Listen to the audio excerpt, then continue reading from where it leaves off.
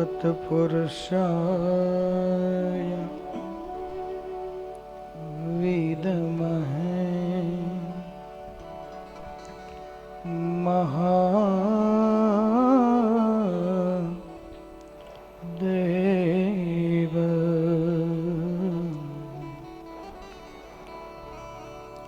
धीमहि तन्नो रुद्र प्रचोदयात्।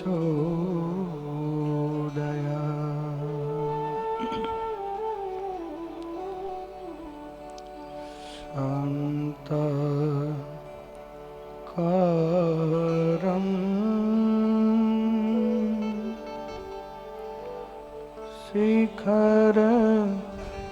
शिखरशयनं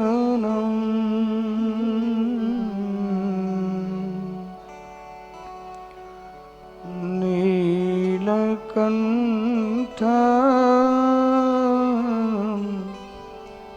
सुरेशं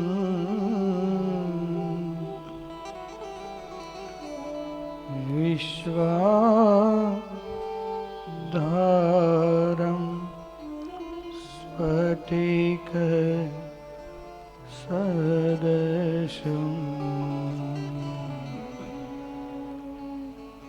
शुभ्रवर्णं शुभांगं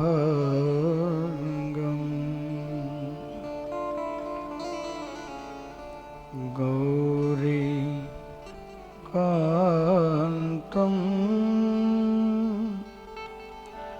त्रिनयनं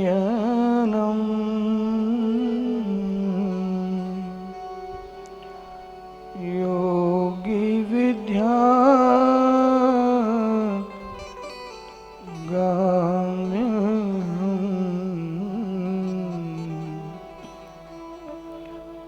वन्दे शम्भो भवभयहरणं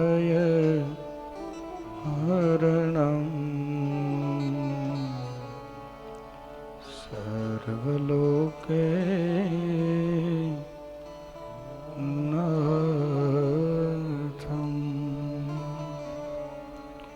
बोलो रामचंद्र भगवान श्री बालकृष्ण गजानन गुणपति हनुमान जी महाराज सदगुरु सत्य सनातन गौमा भारत तापी मैया सर्वेश्वर पारदेश्वर हरि ओम नमः पार्वती पतये हर हर महादेव।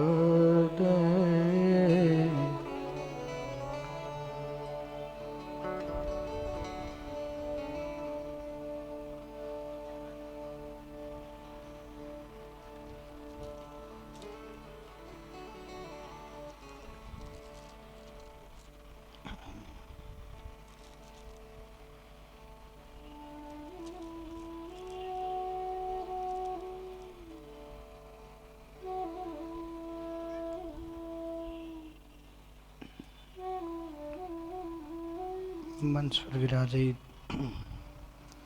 संगीत वृंद, कथा मंडप में विराजित भाईओ बहनों ने माताओं ने व्यास गादी पर थी मारा ओम नमः शिवाय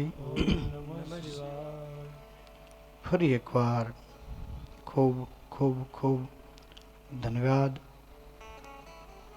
पालनपुर गाम विस्तारना दरेक भाविक भक्तजनों, आजूबाजूनी दरेक सोसायटीमांथी भगवान महादेवनी कथा सांभळवा आवता दरेक भाविक भक्तजनों, भक्तिमती माताओं, जेमना द्वारा भगवान महादेवनी कथानुं सुंदर आयोजन। कथाना કેટલામો દિવસ છે બહેનો આજે? પહેલો દિવસ। આપણે બપોર પહેલા કરાર થયો છે કે હું ભૂલી જઈશ તો પૂછીશ, તમારે મને યાદ કરાવવાનું, કેમ કે ભગવાન મહાદેવની કથા આપણી બધાની સહિયારી કથા છે। ભગવાન શિવની કથા હરેક જીવની કથા છે। और फिर से एक बार आप सबका भगवान महादेव की कथा में स्वागत है। प्रथम दिवसीय कथा का जब प्रारंभ होने जा रहा है, आइए शिव कथा की ओर। सार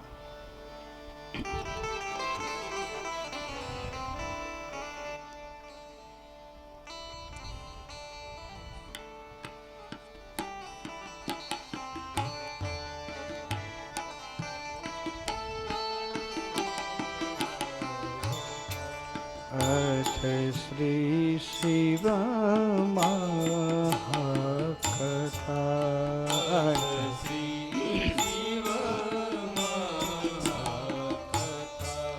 अर्थ श्री शिव महाकथा। अर्थ श्री शिव महाकथा। कथा है ये देव की महादेव की, विश्वव्यापी विषधर सर्वेश्वर महादेव की, विश्वव्यापी विषधर सर्वेश्वर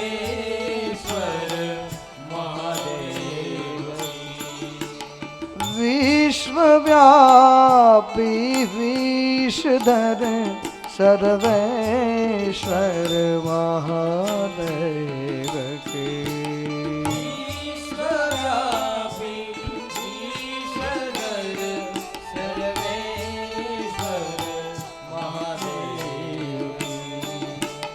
कालों के वो काल हैं, अनाथों के नाथ हैं। कालों के वो काल हैं, अनाथों के नाथ हैं। देव असुर नर दैत्य सारे शरण है महादेव के, देव असुर नर सारे शरण है महादेव की, देव असुर नर दैत्य सारे शरण है महादेव की।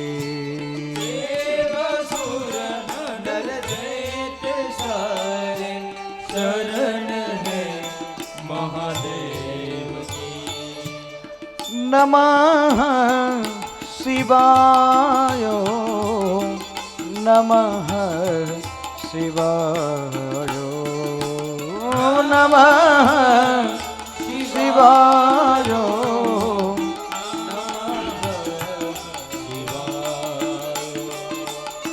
नमः शिवाय नमः शिवाय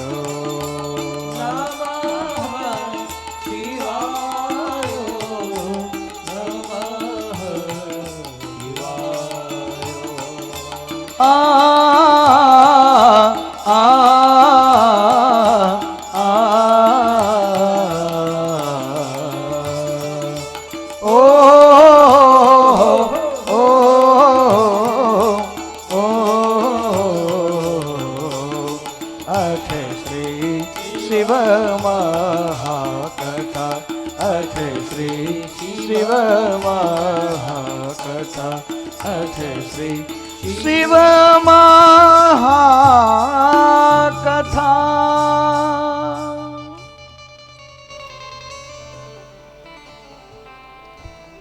ફરી એકવાર ભગવાન મહાદેવની કથામાં આપ સૌનું પુનઃ સ્વાગત છે। કથાના પ્રારંભે આપણે જોઈ ગયા પોથીયાત્રાનો મહિમા, કે જો પણ વ્યક્તિ પોથીયાત્રાની સાથે જેટલા પણ પગલાં ભરીએ એટલા યજ્ઞોનું ફળ મળે છે। અને ભગવાન મહાદેવની કથા જ્ઞાન, વિજ્ઞાન, વૈરાગ્ય, સંન્યાસ, સંસાર બધું જ છે. પૂરા બ્રહ્માંડનું જે કંઈ સમસ્યા એનું સમાધાન ભગવાન શિવ છે. જે પણ વ્યક્તિ ભગવાન મહાદેવની કથા સાંભળે એ સાક્ષાત રુદ્ર સ્વરૂપ છે. રુદ્ર એવ ન સંશય. ભગવાન મહાદેવનો કથા સાંભળે અને ભગવાન શિવનો કોઈ ભક્ત સામે મળે, એમનું દર્શન કરીએ તો પણ પાપનો નાશ કરે, એટલો પવિત્ર આ ગ્રંથ છે. આપણે શિવકથા તરફ જવું છે, પણ અગત્યનું એ છે, મારી જ્યાં પણ કથા હોય ત્યાં હું શિવકથા પછી પ્રારંભ કરું, પેલા જીવ કથા. કેમ કે જ્યાં સુધી જીવની ગતિને નહીં જાણીએ ને ત્યાં સુધી શિવ તો બહુ દૂર નગરી, શિવ તો બહુ દૂર છે. આપણે હજી આપણને જ નથી ઓળખ્યા, આપણે બીજાને જ ઓળખતા થયા. ફલાણા ભાઈ તો કે એને અમે ઓળખીએ છીએ, ફલાણા ભાઈ તો કે એને અમે ઓળખીએ છીએ, ફલાણા ભાઈ તો કે એને અમે ઓળખીએ છીએ, પણ આપણે આપણને જ ન ઓળખી શક્યા. 24 કલાક દિવસ ને રાત પરમાત્મા દરેકની અંદર વસે છે. ભવાની શંકરો વંદે શ્રદ્ધા વિશ્વાસ રૂપેણો, जगत पितरो वंदे पार्वती परमेश्वरो, और सभी के अंदर भगवान शिव और माँ भवानी स्वयं विराजित है. એનું પ્રમાણ જો બધા લોકોને ખબર હોય. આપણે એક શ્લોક બોલીએ છીએ અને બહુ જાણીતો શ્લોક છે, આરતીના અંતમાં બહુ સુંદર શ્લોક છે. મારી સાથે બોલો બધા. કપૂર ગૌરમ કરુણાવતારમ સંસારમ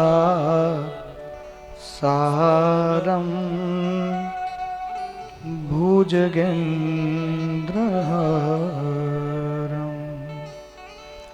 સદા વસંતમ હૃદયારવિંદે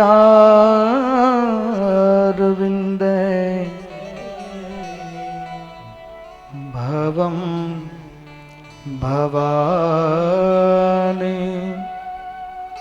સહિતમ નમામિ.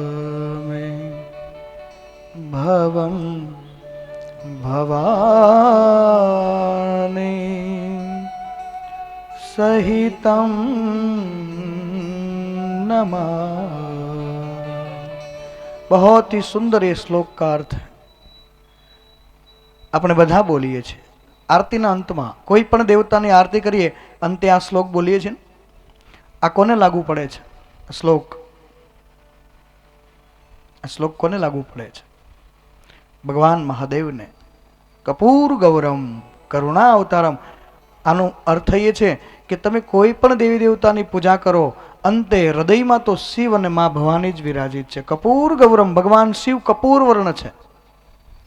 કરુણા અવતારમ, ભગવાન શિવ કરુણાનો અવતાર છે. થોડી ફેંકો છે.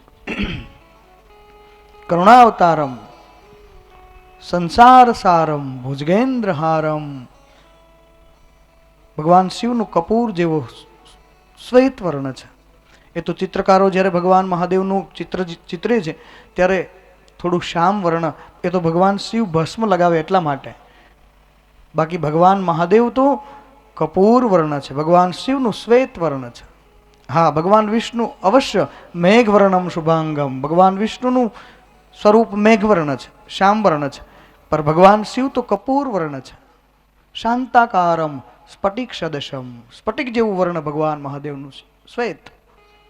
કપૂર ગૌરમ કરુણા અવતારમ. ભગવાન રામનું આપણે વાત કરીએ તો એમ કહીએ કે દશરથ ઘેરે અવતાર, કૌશલ્યાના ઘેરે પ્રાગટ્ય થયું. ભગવાન કૃષ્ણની વાત કરીએ તો નંદ ઘેર આનંદ ભયો, અથવા તો વસુદેવને ત્યાં અવતાર. રામદેવજી મહારાજની વાત કરો તો અજમલ નંદા આનંદા પતિત પાવન પીરરામા, જે અજમલ ઘેરે અવતાર. પણ ભગવાન શિવે તો ક્યાંય અવતાર લીધો જ નથી, એ સ્વયંભૂ છે. એટલે ભગવાન શિવ સીધા જ કરુણા અવતારમ, મહાદેવ કરુણાનો અવતાર છે. પોતાના ભક્તોને ઉપર કરુણા કરવા માટે, સંસારનું કલ્યાણ કરવા માટે. શિવ એટલે કલ્યાણ. ભગવાન શિવ કરુણા અવતારમ સંસાર સારમ, આખા સંસારનો કોઈ સાર હોય તો એ મહાદેવ છે. ભુજગેન્દ્ર હારમ, ભુજગ કહેતા સર્પો, અને સર્પોનો હાર બીજું કોણ પહેરે છે? મહાદેવ સિવાય. ભુજગેન્દ્ર હારમ સદા વસંત મૃદયાર વિંદે ભવમ ભવાની સહિતમ નમામિ. હે મહાદેવ, આપ હર હંમેશ મારા હૃદયમાં વસો. સદા વસંત મૃદયાર વિંદે. તો બધાની અંદર પરબ્રહ્મ પરમાત્મા ભગવાન શિવ અને મા શક્તિ, જે શ્વાસ અને ઉશ્વાસ એ શિવ અને શક્તિ છે, જેના દ્વારા બધાનું સંચાલન ચાલે છે. અને એટલા માટે આપણે કહીએ છીએ કે જીવ છે એ શિવ છે, અને જેવો એ શિવ આમાંથી નીકળી જાય એટલે પછી આ ખોખું કાંઈ કામમાં આવતું નથી. કાઢો રે કાઢો એને સૌ કહે, જાણે જન્મો જ નહોતો. પછી તમે ગમે એટલા સ્વરૂપવાન હોય, ગમે એટલા સંપત્તિવાન હોય, ગમે એટલા સત્તાવાન હોય, પણ પછી કોઈને જરૂર નથી. આમાંથી શ્વાસ નીકળ્યો, શ્વાસ टूटते छूटते ही सब रिश्ते टूट जाएंगे. बाप माँ बहन बीवी सब रिश्ते टूट जाएंगे. એ શ્વાસ એ જ ભગવાન શિવ છે. અને એટલા માટે કહેવાય છે કે જીવ એ શિવ છે, પણ જ્યાં સુધી આમાં શ્વાસ છે ત્યાં સુધી. બાકી જેવો શ્વાસ જાય એટલે પછી સગાવાલાને ઉતાવળ ન હોય તો પડોશી ઉતાવળ કરે કે હવે જલ્દી કરો, પછી કામ ધંધા નોકરી પર જવું હોય. અને હવે તો ત્યાંય સુવિધા થઈ ગઈ છે, ગેસના ચૂલા થઈ ગયા છે. મકાઈ છે કે એમ જ મકાઈની જેમ જ. તો આ શિવ તત્વ, જ્યાં સુધી શિવત્વ, શિવ અને શક્તિ દ્વારા જ આ શ્વાસ અને ઉશ્વાસ ચાલે. ઘણા લોકો એમ પણ કહે કે અમે ભગવાનને માનતા નથી, ભગવાન જેવું કંઈ છે નહીં. પણ તું ભગવાનને ન માને, પણ ભગવાન તને માને છે એનું શું? એ તો તને માને છે, એટલે તો આ શ્વાસ ને ઉશ્વાસની દોરીને ધક્કો મારે છે. ખાલી તમે વિચાર કરો, આપણે જો ચલાવવો પડતો હોત શ્વાસ, આપણે એનું ધ્યાન રાખવું પડતું હોત આ શ્વાસનું, તો આપણે જાગતા હોય ત્યારે ધ્યાન રાખીએ, હુઈ જાય ત્યારે કોણ રાખે? રોજ પેપરમાં ન આવત ફલાણા ભાઈ શ્વાસ લેવાનું ભૂલી ગયા કે. તમે માનો ચાહે ન માનો, એ શ્વાસ અને ઉશ્વાસને ચલાવે છે. આજે વિજ્ઞાને સાબિત કર્યું છે કે દર 3 સેકન્ડે 2 વ્યક્તિ, દર 2 સેકન્ડે 3 વ્યક્તિ આ દુનિયા છોડીને નીકળી જાય છે. આપણે આ વાતો કરીએ છીએ ત્યાં કેટલા બધા સીધાવી ગયા હશે. અને 24 કલાકના 1.5 લાખ વ્યક્તિઓ આ દુનિયા છોડીને જાય છે. 1.5 લાખ વ્યક્તિ, એમાં 4000 વ્યક્તિ તો એવા છે જે સવારમાં આંખ ખોલતા જ નથી. 4000 વ્યક્તિ. આપણી એમાં ગણતરી ન થઈ એટલે ભાગ્યશાળી નહીં આપણે? પરમાત્માનો ઉપકાર ન માનવો જોઈએ કે હે પરમાત્મા, આ આંખ ખોલી એ જ તારી કૃપા છે. બાકી તો રાતમાં ટાઢી ઠારવી પડે, આપણે કોને ફરિયાદ કરવા જઈએ? ત્યાં તો કંઈ કમ્પ્લેન તો થતી નથી. એટલે શિવ, એના પેલા જીવ. કથા સાંભળવા જઈએ, સત્સંગમાં જઈએ તો ઘણા લોકો એવું સમજતા હોય કે અમે આજ ભગવાન ઉપર ઉપકાર કરી આવ્યા. નહીં, એ તો આપણી ફરજ છે. જીવ માત્રની ફરજ છે. આપણી સનાતન પરંપરા અનુસાર દરેક વ્યક્તિને જન્મતાની સાથે 3 ઋણ લાગુ પડે છે. બધાને. આમ તો વિશ્વમાં જે પણ જીવ જન્મે છે એને 3 ઋણ લાગુ પડે છે. આપણે બધા જાણીએ છીએ, જો બાળકનો જન્મ થાય ત્યારે બાળક હસે કે રડે? શું કરે? રડે ને. શું કામ ભાઈ? એને શું તકલીફ પડી છે? તકલીફ તો માતાના ઉદરમાં હતો ત્યારે હતી. જઠરા અગ્નિ એનાથી સહન નહોતી થતી, અને ત્યારે પણ ભગવાને જતન કર્યું. જુઓ, સંતોની વાણી એનો સાર પૂરે છે. ગર્ભમાં એ ઊંધીત રહ્યો 9 માસ, ગર્ભમાં ઊંધીત રહ્યો હતું નહીં પ્રભુજી વિનાનું કોઈ પાસ, હતું નહીં પ્રભુજી વિનાનું કોઈ પાસ. સંભાળ્યા શામળિયાએ શ્વાસ પૂરણ પ્રેમથી ને સંભાળ્યા.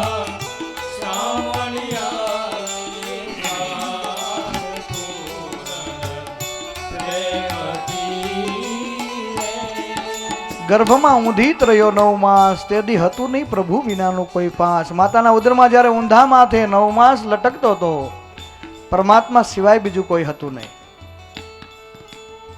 નરસિંહ મહેતો કહે છે, હેજી વાલા 9 મહિના માતાના ઉદરમાં વસા, તેથી વાલે જળથી જીવાડ્યા. ઉદર વસાને વાલો આપશે સુતાને જગાડી.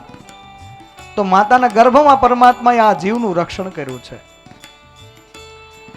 ગર્ભમાં ઊંધી તરયો 9 માસ, ગર્ભમાં ઊંધી તરયો 9 માસ, હતું નહીં પ્રભુજી વિનાનું કોઈ પાસ.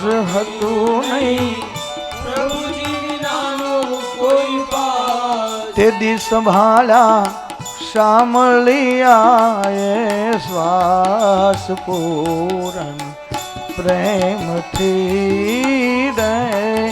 સંભાળ્યા શામળિયાએ શ્વાસ પૂરણ પ્રેમથી રે. શ્વાસે શ્વાસે સમરો દેવ હાચા દિલથી ને.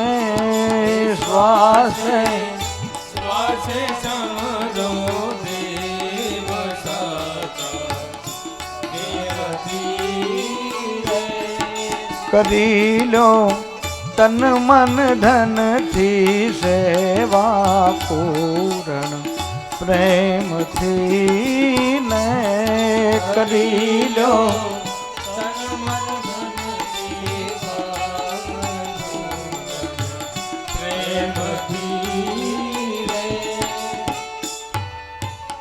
ગર્ભમાં ઊંધી ત્રયો 9 માસ, ત્યારે હતું નહીં પ્રભુ વિનાનું કોઈ પાસ. ત્યારે સંભાળ્યા શામળિયાએ શ્વાસ. પરમાત્માએ આ જીવનું ત્યારે જતન કર્યું છે. અને કહેવાય છે કે માતાના ઉદરમાં ગર્ભ જે હોય એને 5.5 મહિને જીવ આવે છે. આજે સાયન્સ પણ સ્વીકારે છે. અને 5.5 મહિને જીવ આવ્યા પછી ગર્ભોપનિષદ એમ કહે છે કે બ્રહ્માજી એની સામે ઊભા હોય છે. આ જીવનું ઘડતર કરવાવાળા બ્રહ્માજી છે. આ શરીરનું ઘડતર કરવાવાળા ભગવાન બ્રહ્મા એ સર્જનહાર છે. અને જેવું 5.5 મહિને જીવ આવે ને ત્યારે પછી આને ખબર પડે કે આ તો માતાના ઉદરમાં બહુ તકલીફ છે, કષ્ટ છે. જઠરા અગ્નિ એનાથી સહન ન થાય. અને આપણે કોઈ દિવસ કલ્પના ન કરી હોય જઠરા કેટલી પ્રબળ હોય. કાચા ચણ્યા ખાઈ જઈએ ને તો 3 કલાકમાં કોલસો કરી નાખે, એટલી જઠરા અગ્નિ પ્રબળ હોય છે. એ અગ્નિમાં જ્યારે આ જીવ ઊંધા માથે લટકતો હતો ત્યારે બ્રહ્માજીને પ્રાર્થના કરે કે હે બ્રહ્મદેવ, મને આમાંથી બહાર જવા દો ને, તમે કહેશો એમ કરીશ. એટલે કહેવાય છે કે બ્રહ્માજી એગ્રીમેન્ટ સાઇન કરાવે. એગ્રીમેન્ટ કાઢીને કહે છે કે આમાં સાઇન કર. શું?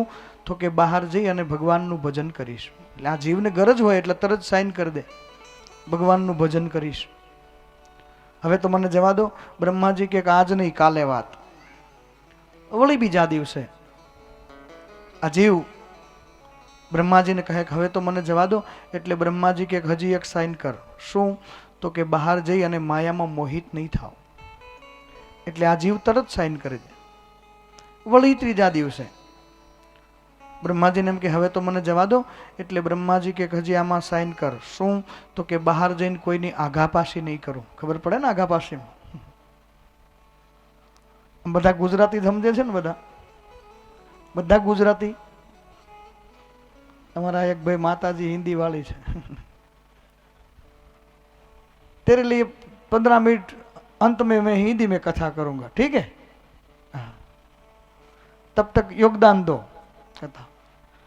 कथा भाव से या कभाव से भी सुनो आप, सुना समझ में आए या न आए, ये कथा मंडप का ही इतना महिमा है कि जो भगवान महादेव के इस कथा पंडाल में बैठ जाए उनकी 31 पीढ़ी का उद्धार हो जाता है। कथा में इस मंडप की ही महिमा है, इसलिए आप बैठ रहे हो, भले ही सुनाई न दे, लेकिन आपका जो समय है वो व्यर्थ नहीं जा रहा है, ठीक है? और 15 मिनट में अंत में हिंदी में कथा कर दूंगा, सबको न्याय मिले। और हमें तो क्या, हम अभी कल कथा जो विराम हुई है तो हिंदी में ही थी, सब हिंदी वाले, सब तो गुजराती वाले હોય તો ગુજરાતી में એટલે લગભગ એટલે મેં પૂછ્યું બધા આમ ગુજરાતી સમજે છે ને,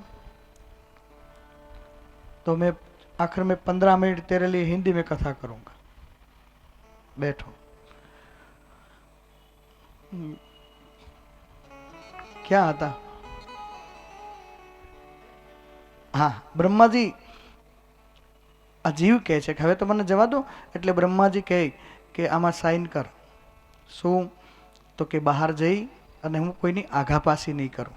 એટલે અહીંથી અહીંયા, અહીંથી અહીંયા, અહીંથી અહીંયા. ઘણા લોકોની હોય છે ને આદત, કોઈના બીજાના ઘરમાં હોળી સળગાવે તો એને ખાવું ભાવે, ત્યારે એને વધારે મજા આવે કે આજ મેં હોળી સળગાવેલી. એટલે આ સાઇન કરીને આવ્યો છે. એટલે વળી આ જીવ બ્રહ્માજીને કહે કે બ્રહ્મદેવ હવે તો મને જવા દો. એટલે બ્રહ્માજી કે હજી તો ઘણી બધી સહી કરવાની છે. આ જીવ એમ કે કેટલીક સહી કરવાની છે? તો કે હજી તો ઘણી કરવાની છે. મકાનની લોન લઈને તો હાથ દુખી જાય ત્યાં સુધી સહી કરવી પડે. કરવી પડે ને? તો આ તો માણસને આવની ઉપર મોકલવાનો છે. એટલે બ્રહ્માજી કહે આમાં સાઇન કર કે બહાર જઈ અને હું કથામાં લાંબા પગ કરીને નહીં બેસું. આ બ્રહ્માજીએ કરાર કર્યા છે. દુખતા હોય ને લાંબા કરે એનો વાંધો નથી, ઉંમર થઈ ગઈ હોય ને, પણ કથામાં લાંબા પગ કરીને નહીં બેસું એવું બ્રહ્માજી પાસે સહી કરીને આવ્યો છે. ત્રીજા દિવસે વળી જીવ કહે કે બ્રહ્મદેવ હવે તો મને જવા દો. એટલે વળી બ્રહ્માજી કહે કે આમાં સાઇન કર. બોલે શું? તો કે કથામાં ચાલુ કથા એ મોબાઈલમાં વાત નહીં કરું, હું ધર્મ કાર્યમાં ડિસ્ટર્બ નહીં કરું. એટલે વળી બ્રહ્માજી પાસે સહી કરે છે. એમ કહેવાય છે કે 108 દિવસ સુધી બ્રહ્મદેવ આ જીવ પાસે 108 સાઇન કરાવે છે. કેટલી સાઇન કરાવે? 108. પછી 108 દિવસ જ્યારે પૂર્ણ થાય ત્યારે બ્રહ્માજીને કહે છે કે હવે તો મને જવા દો. એટલે બ્રહ્માજી કે આવું તો મેં તારું કેટલી વખત ઘડતર કર્યું છે, પાછો તું બહાર જા એટલે બદલી જા છું. હતો એમને. અને સંતો અને શાસ્ત્રોનો એવો મત છે કે આ જીવ માણસનો અવતાર ક્યારે મળે છે? 84 લાખ યોનિમાં ફરતો ફરતો આ જીવ એક દરિયા જેટલું માનું દૂધ પી ગયો છે, ત્યારે મનુષ્યનો અવતાર મળ્યો છે. એક દરિયા જેટલું. પ્રેક્ટિકલ ખબર કેમ પડે? બાળક જન્મે ત્યારે એને દૂધ પીવાની પ્રેક્ટિસ નહીં આપવી પડે? આપવી પડે? ફાવે જ છે ને, કેમ કે જ્યાં ગયો ત્યાં એને આ જ ધંધો કર્યો છે. એક દરિયા જેટલું માનું દૂધ પી ગયો છે, અને એક હિમાલયના ડુંગરા જેવડો ઢગલો થાય એટલા હાડપિંજર મૂકતો આવ્યો છે, ત્યારે માનવનું શરીર મળ્યું છે. માનવનું શરીર બહુ દુર્લભ છે. તુલસીદાસજી કહે છે, જો રામચરિત માનસમાં, બડે ભાગ માનુજ તનુ પાવા, સુર દુર્લભ સબ ગ્રંથ ન ગાવા. શ્રી રામ જય રામ, જય જય રામ. શ્રી રામ જય રામ, જય જય રામ.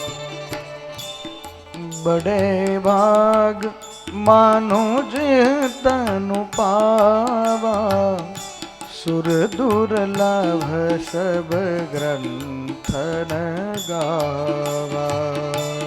શ્રી રામ જય રામ, જય જય રામ. શ્રી રામ જય રામ, જય જય રામ.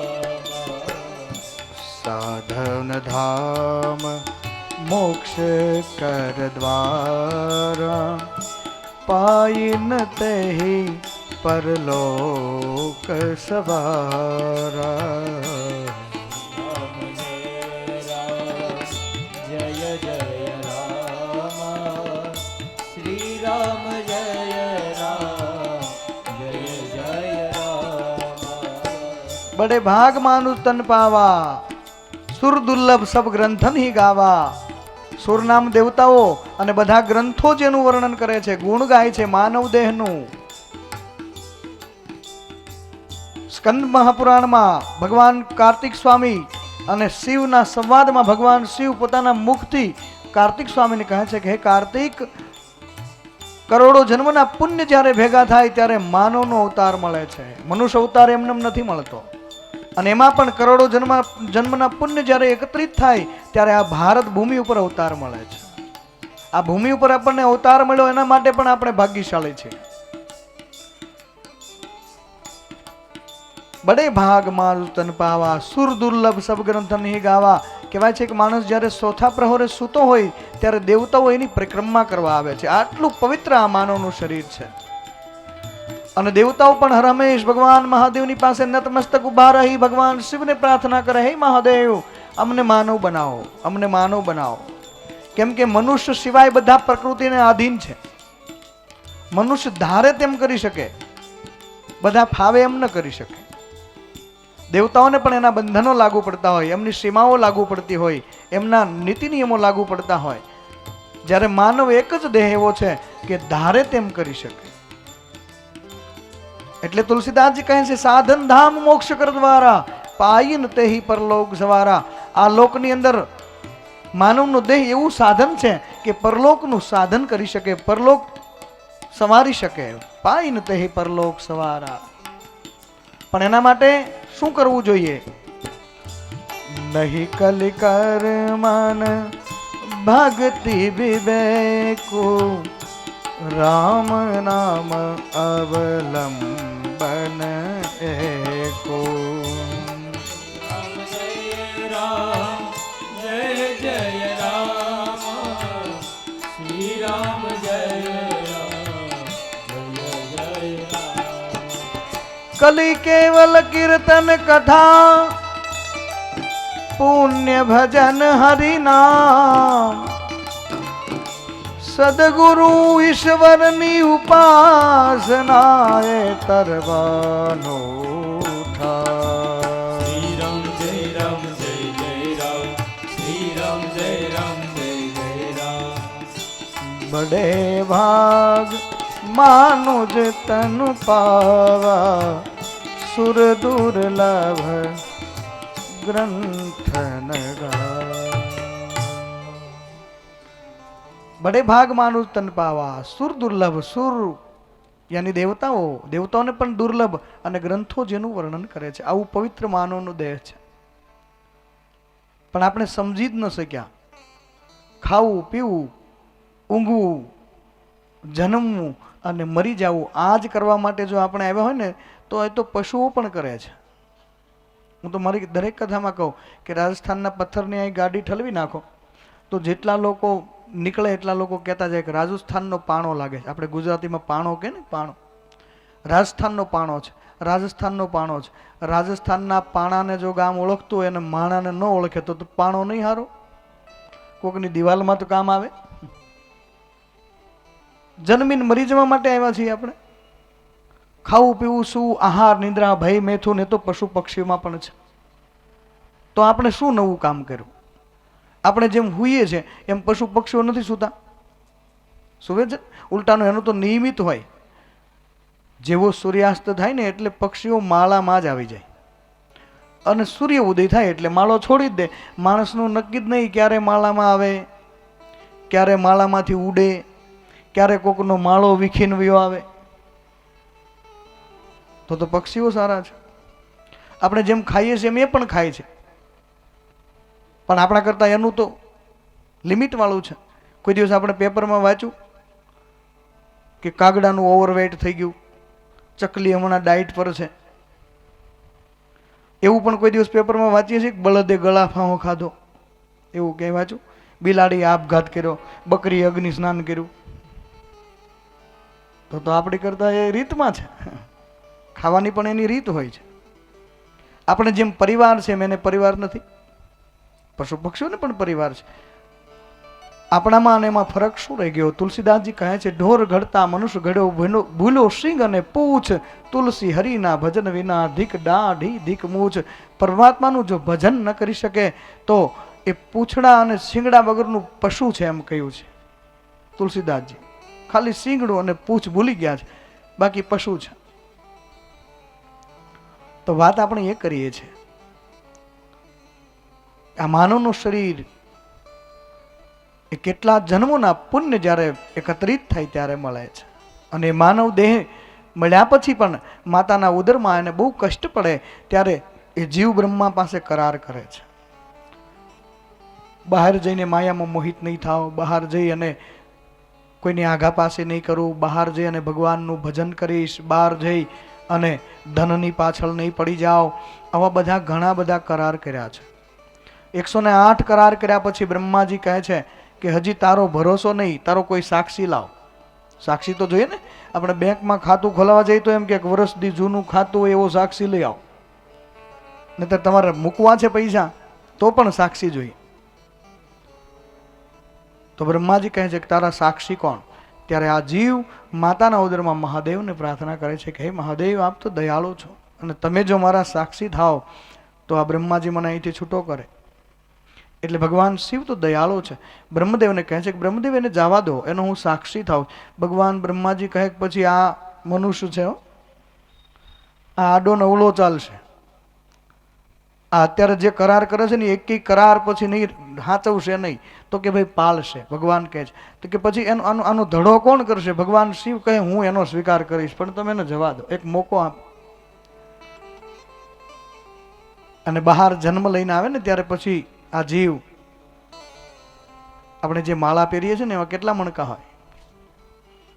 હે 108 હોય ને. પછી 9મો છે ને એ મેર એ 9મો હોય. એ ભગવાન શિવ છે, એ સાક્ષી છે.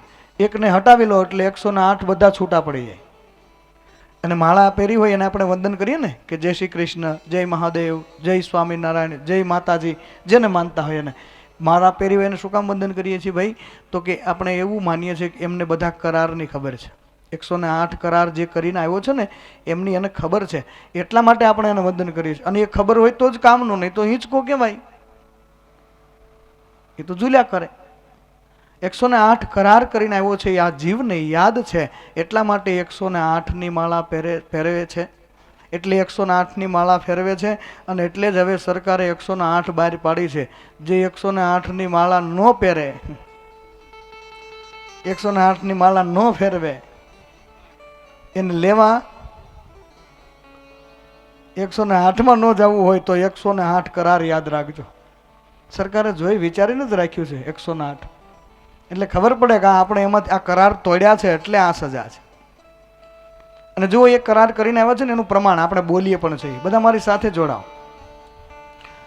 એક તમને ચોખવટ કરું, કંઈ પણ કીર્તન આવે, કોઈ ભજન આવે અને આપણે બધા જો સાથે સાથે ગાઈએ ને તો એક ઉર્જા ઉત્પન્ન થાય, ઉર્જા ઉત્પન્ન થાય. અને બીજું સાથે સાથે એક્સરસાઇઝ થઈ જાય. 3 કલાક 3 કિલોમીટર ચાલો અને એમાં જેટલો થાક લાગે એટલો જ થાક 1 કલાક બોલો તો લાગે. કેમ કે ચાલવામાં કેલરી વપરાય અને બોલવામાં ઉર્જા વપરાય. જ્યારે આપણે ધૂન બોલીએ અને તાળી પણ જ્યારે પાડીએ ને ત્યારે એ પણ એક આખું વિજ્ઞાન છે, સાયન્સ છે કે આ તાળી પાડવાની પ્રથા શું કામ છે? આપણા આખા શરીરના બધા જ પોઈન્ટો આ હાથમાં હોય છે. અને જે ભાવથી તાળી વગાડે એટલે બધા પોઈન્ટ એનું આ સર્ક્યુલેશન થાય ને અને ઉર્જાઓ એક્ટિવ થાય. હવે તો રામદેવજી મહારાજ કહે છે કે તાળી વગાડવાથી ડાયાબિટીસ ઓછું થઈ જાય, સુગર વયું જાય. અને ન હોય તો આપણી પાસે આવે નહીં, 2 ફાયદા થાય. એટલે તાળી પાડવાનો પણ જ્યારે અવસર મળે, ભગવાનના નામ ઉપર ન પાડીએ તો કંઈ નહીં, એક્સરસાઇઝ કરો છો એમ માનીને પાડો. અને ધૂન પણ બધા જો સાથે સાથે બોલીએ, તમે અખતરો કરજો. આપણે અહીં 2 કલાક કે 3 કલાક કથા હોય સાથે સાથે તમે ગાશો ને તો પછી ઘરે જાઓ એટલે ભૂખ લાગશે.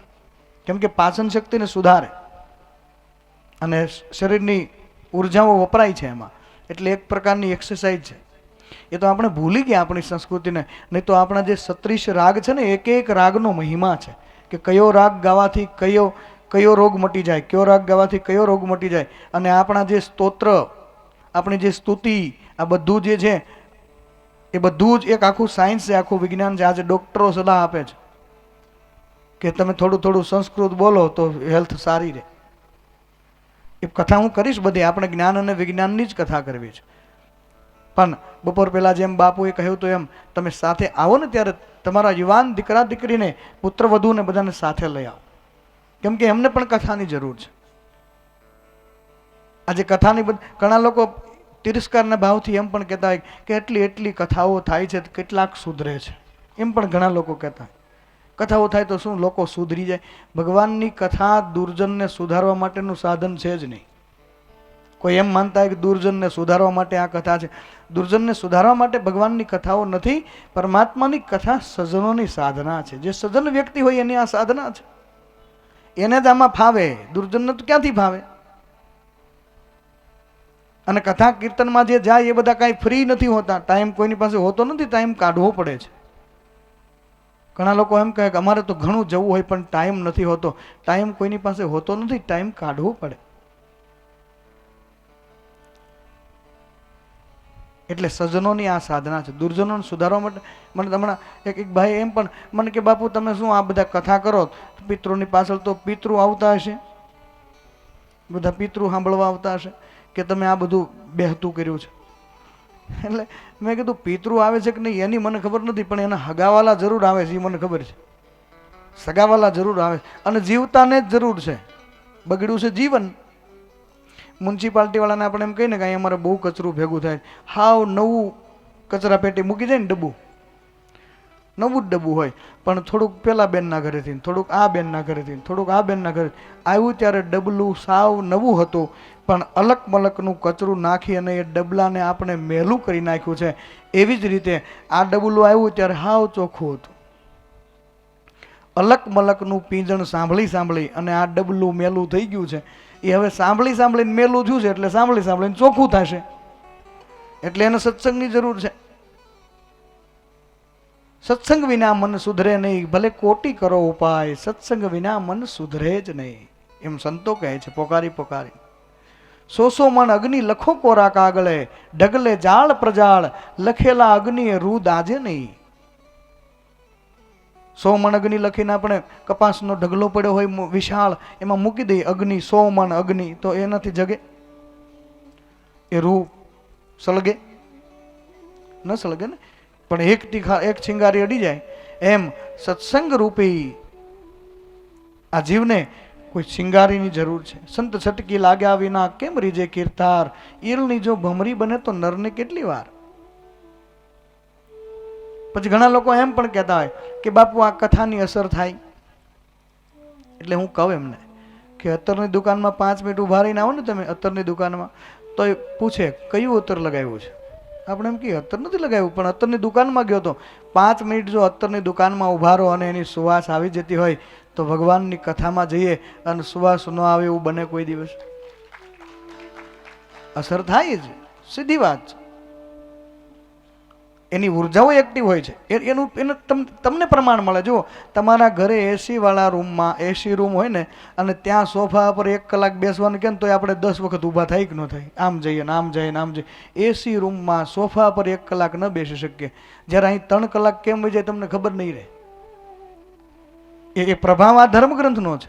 બાકી એસી રૂમમાં તમને 1 કલાક બેસવાનું કે ન બેસી શકો, તો 10 વખત માણસ ઊભો થાય, ઘડીક આમ જાય ઘડીક આમ, કાં લાંબો થાય, કાં આમ આ બાજુથી ઓશીકું હરખું કરી નાની પાથી લાંબો 50 વખત પડખા ફરે ને.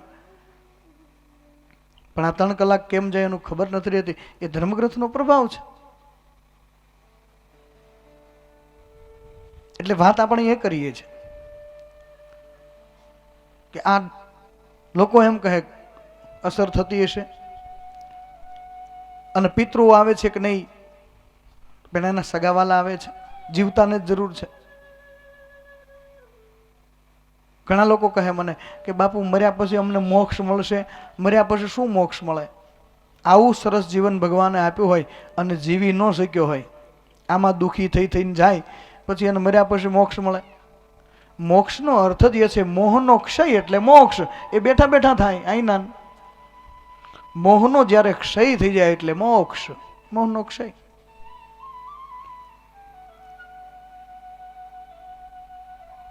એટલે જીવતાને જરૂર છે. એક મહારાજ કથા રોજ કથા વાંચે અને એક ભાઈ ત્યાંથી નીકળે, પેલા મહારાજ રોજ કહે કે આવને ભાઈ તને કથા સંભળાવો, આવને તને કથા સંભળાવો, આવને તને. અને પેલો રોજ બહાના કરે કે મહારાજ આજ નહીં કાલે આવીશ, મારે આજ કામ છે. મહારાજ આજ નહીં કાલે આવીશ. એમ કરતાં કરતાં સમય વીતવા લાગ્યો અને એ ભાઈનું મૃત્યુ થયું. મૃત્યુ કાળે હવે બીજા જન્મમાં બિલાડો બન્યો. મહારાજ જ્યાં કથા વાંચતા હોય ત્યાં દિવાલ ઉપર ચડીને કહે કે મેં આવું. મહારાજ કે હવે જરૂર નથી, માણા હતો તો આવ્યો નહીં, હવે શું મેં આવું. એમ સગાવાલા સ્નેહીઓ પિતૃઓ તો દૂર નગરી, પણ સ્નેહીઓ તો આવે છે. અને જીવતાને પણ એકાદ શબ્દની જો અસર થઈ જાય, અને શબ્દમાં બહુ તાકાત હોય છે. ઘણા લોકો એમ કહે કે તમારી કથા શું યાદ રહેતી હશે. એટલે હું કહું, કોઈ એક ગાળ પણ માણસને દીધી હોય ને આખી જિંદગી યાદ રાખે છે, નથી રાખતા? ગાળ કોઈ આપી દીધી હોય તો આખી જિંદગી યાદ રહે કે નહીં, કે આણે મને ગાળ આપી દીધી. તો એલા સત્સંગનો એક જ શબ્દ ન યાદ રહે 9 દિવસમાં આખી જિંદગી, કે ભાઈ આણે આવી વાત કરી હતી. એટલે સત્સંગમાં જ્યારે જઈએ નુકસાન કોઈ દિવસ ન થાય, ફાયદો અવશ્ય થશે, અવશ્ય થશે. તો આપણે એક કરાર બોલીએ છીએ. વાત આપણે એ કરતા હતા કે આ બધું એક સાયન્સ છે.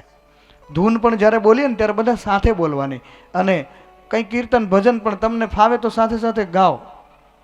ગાના આયે યા ના આયે, ગાના ચાહીએ. એટલે આ 108 કરારની વાત કરીએ છીએ. જુઓ કેવા કરાર કરીને આ જીવ આવ્યો છે. ધન સંઘરાય નહીં, 1 લાખવાય નહીં, ધન સંગરાય નહીં, 1 લાખ વાય નહીં, ધન હંગરાય નહીં, 1 લાખવાય નહીં, ધન સંગરાય નહીં, 1 લાખ વાય નહીં, ભેદ રખાય નહીં હો, માળા છે ડોકમાં. રખાય નહીં હો, માળા છે ડોકમાં. આ બધા કરાર માળા પહેરીએ છીએ ને આપણે, તો માળા છે ડોકમાં, ધન સંગ્રાય નહીં, 1 લાખ ખવાય નહીં, ભેદ રખાય નહીં. પછી ક્રોધ કદી થાય નહીં, હું પદ ધરાય નહીં, ક્રોધ કદી થાય નહીં, હું પદ ધરાય નહીં, કોઈને દુભવાય નહીં હો, માળા છે ડોકમાં, કોઈને ડૂબવાય નહીં હો, માળા છે ડોકમાં. ગુરુજીના નામની હો, માળા છે ડોકમાં. ગુરુજીના નામની હો, માળા છે ડોકમાં. એના અંતમાં બહુ એનો પ્રાણ છે. ઘણું લાંબી ધૂન છે. ધન સંગ્રહાય નહીં, 1 લાખ ખવાય નહીં, ભેદ રખાય નહીં, પરનિંદા થાય નહીં, કોઈને દુભવાય નહીં. આવા બધા કરાર છે. પણ અંતમાં બહુ સરસ વાત કરી છે. એનો સાર છે. હરિહરાનંદ કહે સત્ય ચુકાય નહીં, હરિહરાનંદ કર સત્ય ચૂકવાય નહીં, પ્રભુને ભૂલાય નહીં હો, માળા છે ડોકમાં. ભૂલાય નહીં હો, માળા છે ડોકમાં. ગુરુજીના નામની હો, માળા છે ડોકમાં. ગુરુજીના નામની હો, માળા છે ડોકમાં. આ બધા કરાર કરીને આવ્યો છે. 108 કરાર માતાના ઉદરમાં કર્યા છે. અને પછી બ્રહ્માજીએ જેવો બહાર મોકલ્યો છે, ભગવાન શિવ સાક્ષી બન્યા છે. વાત એ કરું છું કે દરેક વ્યક્તિની ફરજ છે સત્સંગ સાંભળવો, કથા કીર્તનમાં જવું, પ્રભુનું સંકીર્તન કરવું. કેમ કે માતાના ઉદરમાંથી કરાર કરીને આવ્યો છે. જેવો બ્રહ્માજી આને છૂટો કરે આ જીવને, એટલે જોજો તમે, તાજું જન્મેલું બાળક હોય ને, એ તો જેટલા કરાર કર્યા હોય એ પ્રમાણે જ વર્તે. તાજું જન્મેલું બાળક હોય એને કોઈની સામે જોવું હોય તો જોવે, નહીં તો ન પણ જોવે. તમે ગમે એટલું બોલાવો, આંખો ખોલવી હોય તો ખોલે, ન તો ન પણ ખોલે. એને હસવું હોય તો એની રીતે હસે, એને રડવું હોય તો એની રીતે રડે. કોઈની સામે ન જોવે, કોઈની સાથે માયા ન રાખે. એટલે બ્રહ્માજી રાજી થાય કે આ તો બહુ સારો માણસ, જેટલું કીધું તો એટલું જ કરે છે, માયામાં મોહિત નથી થતો, કોઈની સામે ક્યાંય પરિવારમાં ક્યાંય ફસાતો નથી. અને એની મોજમાં રહે છે. પણ કેટલા દિવસ? એક દિવસ, બીજો દિવસ, ત્રીજો દિવસ, ચોથો દિવસ, પાંચમો દિવસ અને છઠ્ઠા દિવસે આપણે ત્યાં છઠ્ઠીની વિધિ કરે ને, પછી ફઈબા આવે, માસીબા આવે, બેનબા આવે,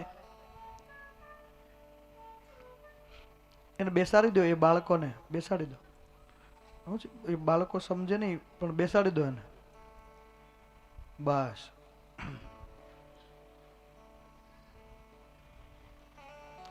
જય રાંદલમાં.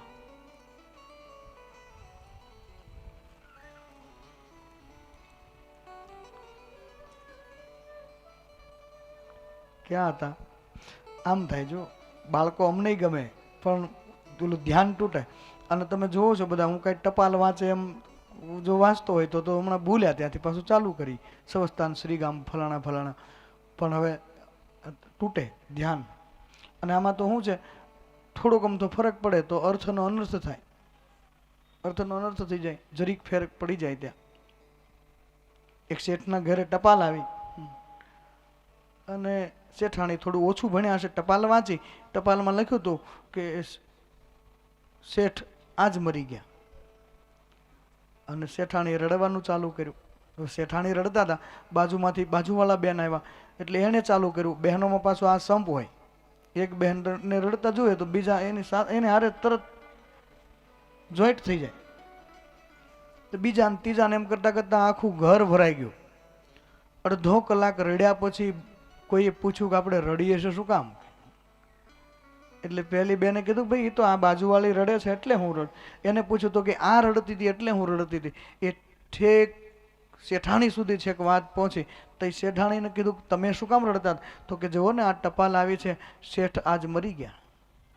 શેઠ આજ મર ગયા. એટલે થોડું ઓછું ભણ્યા હશે શેઠાણી. કોઈ ભણેલી ગણેલી બહેન હતી, એમણે કહ્યું કે લાવો મને વાંચવા દો છે. ટપાલ વાંચી એમાં લખ્યું હતું શેઠ અજમેર ગયા. શું લખ્યું હતું? શેઠ અજમેર ગયા. આને વાંચ્યું શેઠ આજ મર ગયા. શેઠ આજ મરી ગયા. તો એમ જરીક ફરક પડે તો અર્થનો અનર્થ થાય. એટલે ક્યાં હતા પાછા આપણે? હે, છઠ્ઠી. હા હા, સરસ, સાચું. જો તમે યાદ કરાવી દો એટલે પછી ઘણો ફરક પડે. છઠ્ઠીના દિવસે બેનબા આવે ને, ફઈબા આવે ને, માસીબા આવે ને. જેવું 10 રૂપિયા, 100 રૂપિયા, 50 રૂપિયાની, 500 રૂપિયાની નોટ આપે અને જેવો આ મુઠ્ઠી વાળે જીવ એટલે બ્રહ્માજી કંઈક બદલ્યો. હવે અત્યાર સુધી કોઈની સામે જોતો નહોતો માયામાં, પણ હવે તો માયાની મુઠ્ઠી વાળે છે. એટલે બ્રહ્માજી કહે છે કે આપણે આને જોતો નથી, ખોટું બોલે છે, અસત્ય બોલે છે. જેટલું બોલ્યા, કરાર કર્યા, એમાંથી કંઈ કરતો નથી. એટલે ભગવાન વિષ્ણુને પ્રાર્થના કરે બ્રહ્માજી કે હે વિષ્ણુ, માયાપતિ તમે છો અને આ જીવ માયા તરફ જતો જાય છે, તમે આને સ્વીકારો. ત્યારથી જવાબદારી ભગવાન વિષ્ણુની થઈ જાય છે. હતું જેદી મોઢું બોખું, આપ્યું માનું દૂધ ચોખ્ખું, દાંત આપ્યા પછી આપ્યું ચાવવા છવાણું, હરિની હાટડીએ કાયમ હટાણું. અને બધાનું પાલન પોષણ ભગવાન વિષ્ણુ કરે છે. કેવા દાતા જુઓ તમે! આખી પૃથ્વી પવનને પાણી આપ્યા હરિએ ઉલટ આણી. નાથજીએ કોઈ દી એનું નથી માગ્યું નાણું. આખી પૃથ્વી પરમાત્માએ આપી, કોઈ દિવસ એનું બિલ ન આવ્યું. આ પવન ભગવાનને મફત આપી દીધો, એને કોઈ દિવસ બિલ ન મોકલ્યો. નહીં તો 24 કલાક ઓક્સિજન ઉપર રહીએ ને તો 3700 રૂપિયાનું ઓક્સિજન જોઈએ. 3700 રૂપિયાનો 24 કલાકમાં ઓક્સિજન જોઈએ. હવે રોજ જો 3700નું બિલ આવતું હોત ત્યાંથી કે લ્યો આ ઓક્સિજનના ભરી દો, તો આપણે ભરી શકીએ? પાણીની એક બોટલ લેવા જઈએ, બનાવ્યું તો પરમાત્માએ છે, પણ ખાલી ઠંડુ કરીને બોટલમાં પેક કરીને આપે તો એ 5 રૂપિયાનું એક જ ઘૂંટ પાણી આવે ને. જો ત્યાંથી બિલ આવતું હોત કે તમે આજીવન જે બધું પાણી બગાડ્યું છે, ઘણા બગાડે પણ છે ને, કથા સાંભળ્યા પછી બહેનો નિર્ણય લેજો. ઘણા બહેનોને એવી આદત હોય છે, સવારમાં 7 વાગ્યાના નળ ચાલુ કર્યા હોય, 10, 11 વાગ્યા સુધી એટલું બેફામ પાણી બગાડતા હોય છે બહેનો. એનું પરિણામ 20 વર્ષ પછી ખબર પડશે. 20 વર્ષ પહેલા જે બીજ વાવ્યું હતું ને આપણે, દીકરી નથી જોઈતી, એનું પરિણામ હવે ભોગવીએ છીએ. એમ અત્યારે બેફામ પાણી બગાડીશું, એનું પરિણામ 20 વર્ષ પછી મળશે. કથા સાંભળ્યા પછી નિર્ણય લેજો, જળનું જતન કરીશું. ભગવાન શિવ પોતાના મસ્તક પર ગંગા ધારણ કરી અને દરેક જીવને ઈશારો કર્યો છે કે હે જીવ, જળનું જતન કરવું જોઈએ. જળ એ જીવન છે. એટલે વાત આપણે એ કરીએ છીએ કે એને કોઈ દિવસ બિલ ન મોકલ્યું, અને આપણે તો થોડી ગમતી જમીન માટે, થોડા પૈસા માટે ભાઈની સામે તલવાર ખેંચતા હોય, અને આખી પૃથ્વી આપી કોઈ દિવસ, અને એની દાતારી જુઓ તમે. ગમે ત્યાંથી ગોતી ગોતી એ હંસલાને આપે મોતી. ગમે ત્યાંથી ગોતી ગોતી ગોતી હંસલાને આપે જ મોતી. આપણે તો ખાઈ ખાઈને શું ખાઈએ સાહેબ? આ એક એક મોતી 1.25 લાખનું, અને ભગવાન એવો ચારો પણ એને આપે છે. એ કીડીને ઈ કાન આપે, કીડીને ઈ કાન આપે, હાથીડાને માનું રે, હરીની હાટડીએ મારે, મારા હરીની એ હાટડીએ મારે.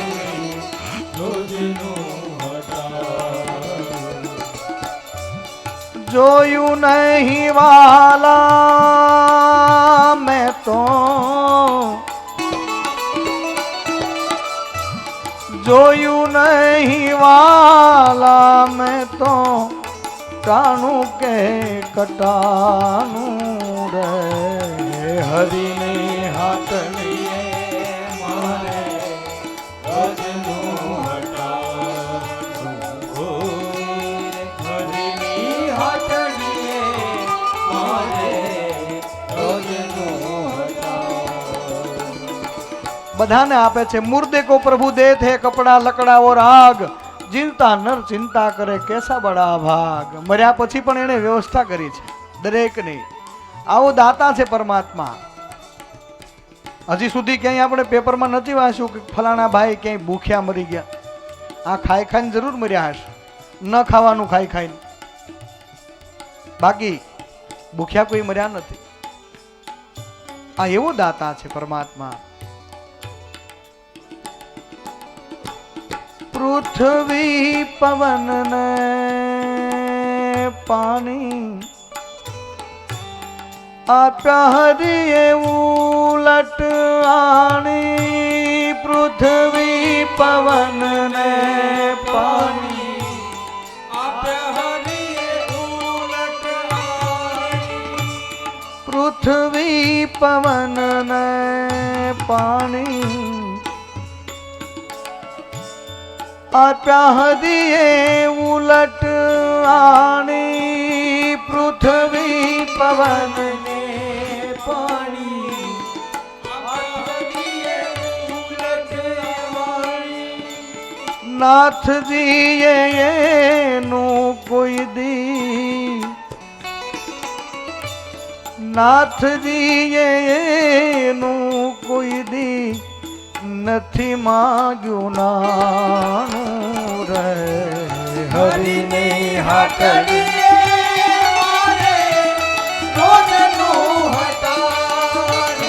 મારા હરીની એ હાટડીએ મારે કાયમ હટાણું.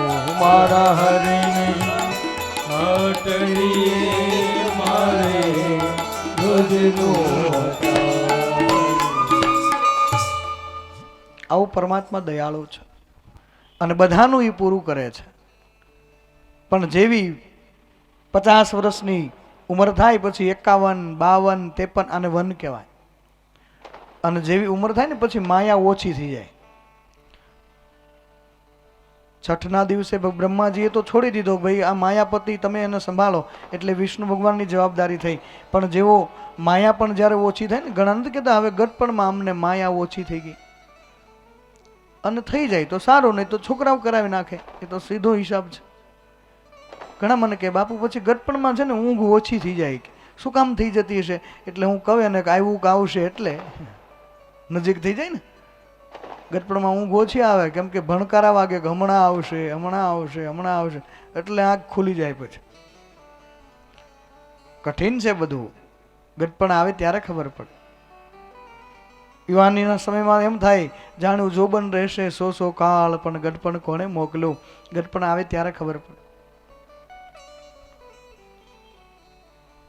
એટલે 50, 51, 52, 53 એ વન છે.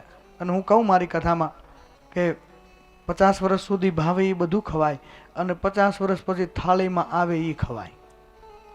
પછી એમ ન કહેવાય કે આમાં ભીંડો કોણે સળગાવ્યો, ન તો હળગે બધું. 50 વર્ષ પછી ફેરફાર કરી નાખવો જોઈએ. 50 વર્ષ પછી જીવન દિવ્ય જીવવું હોય તો પુત્ર વધુના વખાણ કરતા શીખી જાઓ.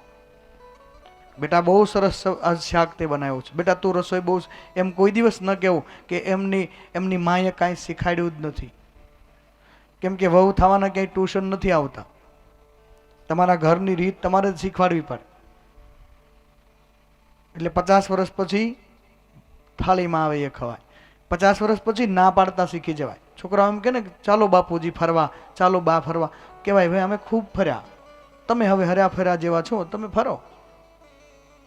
બીજી વાર છોકરા એમ કે નહીં બાપુજી તમારે તો આવવું જ પડશે, તોય ના પડાય કે ભાઈ મારે નથી આવવું, તમે જઈ આવો ને બેટા. અને ત્રીજી વખત એમ કે નહીં બાપુજી તમારા વગર તો નહીં ચાલે, તો પછી તાણ ન કરાવાય, દરવાજો ખોલીને આગલી સીટમાં બેસી જવાય, તો હું આગળ બેસી જાઉં, મને શું વાંધો છે. પછી બહુ તાણ ન કરાવી. તકલીફ એ જ પડે છે. જો આ ટૂંકું ટૂંકું છે પણ બહુ દુઃખદાયી નીવડ્યું છે. માણસને વખાણ કરતા ક્યાં આવડે છે, ઊંધા ઊંધા વખાણ કરે. ઘરે જમવા બેઠો હોય ને જમતા જમતા એમ કે ફલાણી હોટલમાં શાક બહુ સારું બનાવે, પણ હવે ખાવું તો ઘરે છે રોજ, ક્યાં વખાણ કરવા જોઈએ? ત્યાં જો ક્યારેક એમ કે આજ તો શાક બહુ સારું બન્યું છે, આજ દાળ બહુ સરસ બની છે, આજ તમે રસોઈ બહુ સરસ, જો તમે બીજા દિવસે ફેર પડે કે ન પડે? પણ હવે વખાણ જ ઊંધા કરવા છે. 1 રૂપિયો માંગવા, 2 રૂપિયો માંગવા કોઈ આવે ને ભિખારી, એમ કે 1 રૂપિયો આપો, તો હાથ જોડીને એમ કે માફ કરો, કે ને માફ કરો, આગળ વધો. ઘરમાં ડખો થાય તે કહી દેતો હોય તો માફ કરો, પતી જાય કે ન પતી જાય બધું. પણ 1 રૂપિયા જેટલી માફી સસ્તી લ્યો. અહીંયા ઘરે એને ખબર છે કે હું જો એમ કહું કે માફ કરો તો બધું બચી જાય એમ છે, પણ ત્યાં માફ કરો એમ નહીં કહી શકે. રૂપિયા હાટું કહે છે માફ કરો. ઘણી વખત આ ઊંધા ઊંધા ઉપયોગ થાય ત્યારે દુઃખી થાય છે આપણે. ઘણા લોકો જુઓ તમે કાંઈ સારું કામ કરવું હોય ને તો કે મુહૂર્ત જોવો. સારું કામ કરવામાં મુહૂર્ત જોવે, ઝઘડો કરવા જવામાં કોઈ દી જોતા જ નથી.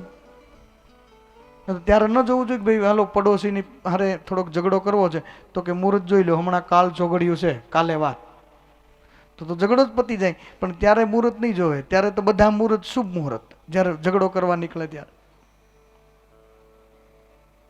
આ બધી કથા છે. આપણે વાત એ કરીએ છીએ કે માયા ઓછી થઈ જાય અને કરી પણ નાખવી જોઈએ. અમુક ઉંમર થાય ને પછી બધું સંતાનોને સોંપી દેવાય, અને મા બાપે કહેવું જોઈએ કે બેટા તમે જે કમાઈ કરો એમાંથી અમને રોટલો આપજો, અને અમે જે ભગવાનનું ભજન કરીશું, સ્મરણ કરીશું, બેટા એ ફળ અમે તમને આપીશું. અમારી ભજન, અમારી પુણ્ય તમને અર્પણ કરશું, તમે અમને તમારી કમાણી આપજો. પછી બધું છોડી દેવું જોઈએ.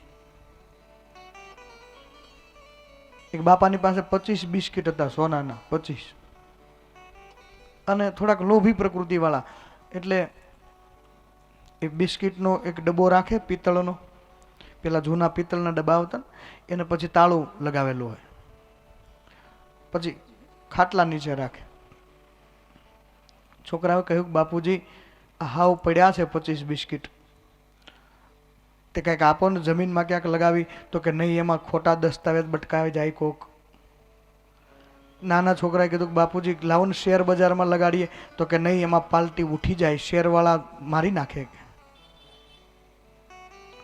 બીજા છોકરાએ કીધું ક્યાંક ધંધામાં લગાડીએ, તો કે એમાં નુકસાન જાય શું કરવું કે. પણ આપે નહીં ટૂંકમાં. રોજ સાંજે રાતના 12 વાગે ને એટલે પથારીમાંથી ઊભા થઈ, પિત્તળનો ડબ્બો કાઢી અને બિસ્કિટ ગણે 1 2 3 4 24 25 હાશ કરીને સૂઈ જાય. આ રોજનો ક્રમ. છોકરાઓને આપે નહીં. એમાં અમુક હોશિયારી હોય ને, નાના છોકરાએ બધી કમ્પ્લીટ કરી દીધું બધું. રાતના બાપા જેવા જાગ્યા અને બાપા ગણે છે 1 2 3 4 24 25.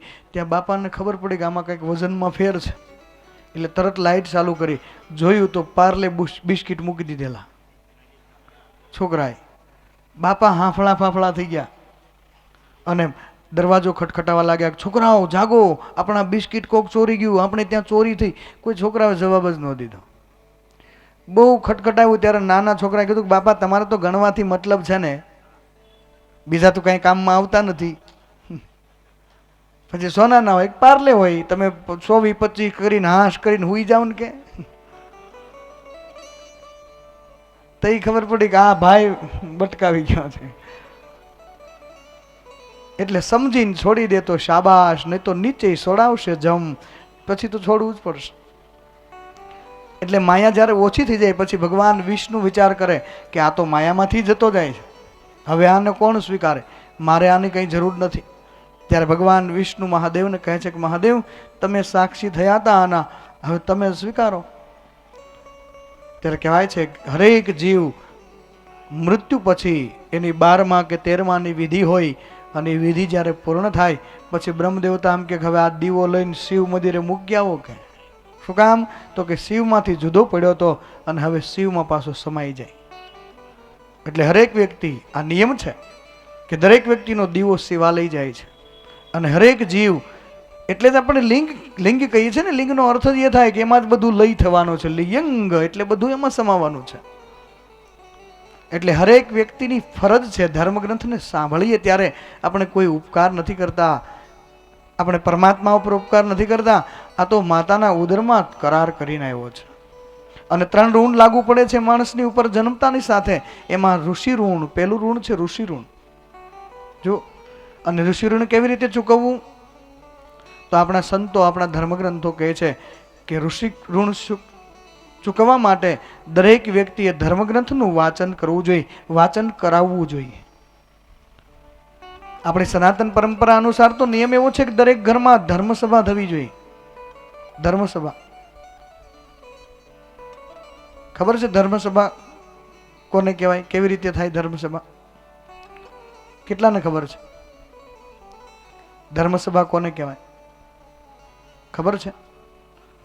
સાંભળી લો, આ બહુ કામનું છે. ધર્મસભા એને કહેવાય. આપણી પરંપરા અનુસાર નિયમ એવો છે કે આખો દિવસ તમે કામ ધંધા નોકરી પર ગયા હોય અને સાંજે બધા જ્યારે ભોજન કરીને પરવારે, એક તો નિયમ એ રાખો, એક નિયમ એવો છે કે તમે આખો દિવસમાં ભલે એકાદી વાર પણ બધા સાથે બેસીને ભોજન કરવું જોઈએ, પરિવારના બધા વ્યક્તિ હોય. એક કહેવત છે, અન્ન જુદા તેના મન જુદા, અન્ન જુદા એના મન જુદા. એટલે પરિવાર બધાએ સાથે ભોજન કરવું જોઈએ. અને રાત્રિના બધા જ્યારે ભોજન કરી અને પરવારે ત્યારે ધર્મસભાની શરૂઆત એવી રીતે થાય, બધાએ મળી અને 5 મિનિટ પ્રાર્થના કરવી જોઈએ પરમાત્માને, બધા સાથે બેસીને, પરિવારના બધાએ. બહુ ફરક પડશે, પરિવારમાં એકતા વધશે અને યંગ જનરેશન સાથે આ જે ગેપ છે ને એ ઓછો થઈ જશે, જનરેશન ગેપ ઓછો થઈ જશે.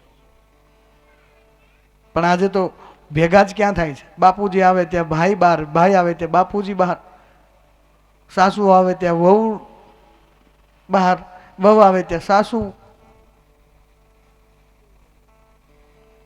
સાથે ભોજન કરવું જોઈએ અને 5 મિનિટ બધા મળી પરિવારના બધા સાથે બેસી અને 5 મિનિટ પ્રાર્થના કરવામાં આવે. પ્રાર્થનામાં બહુ તાકાત છે. આજે વિજ્ઞાને સાબિત કર્યું છે કે જે ઘરમાં નિત્ય પ્રાર્થના થતી હશે એ ઘરમાં કોઈ દિવસ દુઃખ નહીં આવે. અને વૈજ્ઞાનિક કારણ પણ એવું છે કે બધા મળી અને પ્રાર્થના જ્યારે કરે ને ત્યારે એ જે પ્રાર્થના તમે કરો અને એનો જે નાદ છે એ ધ્વનિમાં એ તાકાત છે, કેટલા બધા બેક્ટેરિયાઓને ખતમ કરી નાખે છે. પોઝિટિવ ઉર્જા ઉત્પન્ન થાય છે, નેગેટિવિટીનો નાશ થાય છે પ્રાર્થના કરવાથી. પરિવારના બધા મળી 5 મિનિટ પ્રાર્થના કરે અને ત્યાર પછીની 5 મિનિટ એવી હોય કે કોઈ પણ ધર્મગ્રંથનું વાંચન થવું જોઈએ. આ ધર્મસભા કહેવાય. 5 મિનિટ પ્રાર્થના, ત્યારબાદ 5 મિનિટ ધર્મગ્રંથનું વાંચન, અને એ પણ અલગ અલગ વાંચવું જોઈએ. આજે દાદાજીએ 2 પાના વાંચ્યા હોય તો કાલે દીકરાને દેવું જોઈએ. બીજા દિવસે પુત્રવધૂને કહેવાનું કાજ તું 2 પાના વાંચ, ત્રીજા દિવસે પુત્રને કહેવાનું કાજ તું વાંચ. અને એ જે બે પાના 2 પેજ વાંચ્યા પછીની 5 મિનિટ એવી હોય કે એ બધાએ મળી અને પરસ્પર ચર્ચા કરવાની હોય કે આજે આ 2 પેજ આપણે જે વાંચ્યા એમાં તારું શું કહેવાનું છે, તમારું શું કહેવાનું, તમારું શું. આને ધર્મ ચર્ચા કહેવાય. અને આવી સભા જેને ત્યાં થતી હશે ને એને શોક સભા નહીં કરવી પડે. આ સભાઓ જ્યારે બંધ થઈ ને ત્યારે વૃદ્ધાશ્રમો વધ્યા છે. હું તો કહું છું મારી દરેક કથામાં કે તમારા છોકરાઓને તમે બતાવો છો આપણા રાષ્ટ્રપતિ કોણ છે, આપણા વડાપ્રધાન કોણ છે, મુખ્યમંત્રી કોણ છે, અમેરિકાના રાષ્ટ્રપતિ કોણ છે, ફલાણાના મુખ્યમંત્રી કોણ છે. તમે તમારા છોકરાઓને બતાવ્યું છે કોઈ દિવસ? ધ્રુવ કોણ છે, પ્રહલાદ કોણ હતા, હરિચંદ્ર કોણ હતા, નચિકેતા કોણ હતા, ભરત કોણ હતા, ચાણક્ય કોણ હતા, શહીદ ભગતસિંહ કોણ હતા, નરસિંહ મહેતા કોણ હતા, મીરાબાઈ કોણ હતા, શ્રવણ કોણ હતા? તમે બતાવ્યું છે કોઈ દિવસ? અને પછી તમે વૃદ્ધાવસ્થામાં એવી રાહ જુઓ કે અમારા છોકરા શ્રવણ બનીને સેવા કરે. એને ખબર જ નથી શ્રવણ કોને કહેવાય. 4-5 દિવસ પહેલા મેં એક વિડીયો બટુકગીરી બાપુએ મોકલ્યો હતો મને. બપોરે જે બાપુ આવ્યો એને જ મોકલ્યો. બધા બધા યુવાનોનું બધાનું ઇન્ટરવ્યૂ લેવામાં આવ્યું અને બધાને પૂછવામાં આવ્યું કે ભાઈ कंस किसका भांजा था? तो कोई कहे रावण का, कोई कहे नहीं दुर्योधन का, कोई कहे दुशासन का. આ બધા બહુ બહુ બહુ વધારે એવું તો ન કહેવાય આપણે બહુ ભણીને. એવું નથી. જો શિક્ષિત થવું જોઈએ પણ સાથે સાથે દીક્ષિત થવો જોઈએ. સમાજ એકલી શિક્ષિત કાંઈ કામનું નથી, કોઈ કામનું નહીં. શિક્ષિતની સાથે જો સમાજ દીક્ષિત નહીં હોય તો પતન થઈ જવાનું છે. એકલા ભણતરનું તમે શું કરો? વિવેક સે સબ હોતે નહીં પઢાઈ કો ભેદ, પડકર ભી રાક્ષસ રહો. રાવણ પડતો 4 વેદ. રાવણને 4 વેદનું જ્ઞાન હતું છતાં રાક્ષસ કહેવાનો. વિવેક વગરની વનિતા નકામી છે. તમારા સંતાનોને તમે બધું જ્ઞાન જ્યારે આપો છો કે રાષ્ટ્રપતિને, વડાપ્રધાનને, મુખ્યમંત્રીને, તમે કેમ ભૂલી જાઓ છો કે શ્રવણ કોણ હતા એને બચપનથી બતાવો. તો તમે ક્યારેક રાહ જોઈ શકો કે અમને શ્રવણ બનીને સેવા કરશે. બાકી તો એને ખબર જ નથી શ્રવણ કોણ હતા તો તમે એની પાસે ખોટી લાલચ રાખો છો. અને એટલા માટે કહેવું પડે છે કે જે દેશ રામાયણની ચોપાઈથી ઓળખાવો જોઈએ એ દેશમાં રમણની બોટલો ખુલે છે. જે દેશ ગીતાના શ્લોકથી ઓળખાવો જોઈએ એ દેશમાં ગૌમાંસ ચાલુ થાય. જે દેશમાં દીકરો પોતાના માતા પિતાને ખભે ચડાવીને 68 તીર્થ કરાવે એ દેશમાં એટલા વૃદ્ધાશ્રમ ખુલે. જે દેશમાં દીકરીને જગદંબા માનીને પૂજા કરવામાં આવે, 11 વર્ષ સુધી દીકરીને જગદંબા માનવામાં આવે છે. આ બહેનો જ્યારે ગોણીઓ કરે ત્યારે પૂછો એને, એના પગ ધોઈને પાણી પીવે છે. જે દેશમાં દીકરીને જગદંબા માનવામાં આવે એ દેશમાં આટલી સ્ત્રી ભ્રૂણ હત્યા થાય. તમે તમારા છોકરાઓને ભણાવો પણ તમે તમારા છોકરાઓને, હું કહું છું ને તમે માની લો નહીં, તમે પોતાને પૂછો કે તમારા છોકરાઓને તમે 2 ગીતાના શ્લોક શીખવાડ્યા છે? તમારા છોકરાઓને તમે રામાયણની 2 ચોપાઈ શીખવાડી કોઈ દિવસ? તમારા બાળકોને તમે એકાદી પ્રાર્થના, એકાદી સ્તુતિ શીખવાડી છે? આ બિન સાંપ્રદાયિક રાષ્ટ્ર છે. બાળક વર્ગમાં તૈયાર ન થાય, ગર્ભમાં તૈયાર થાય.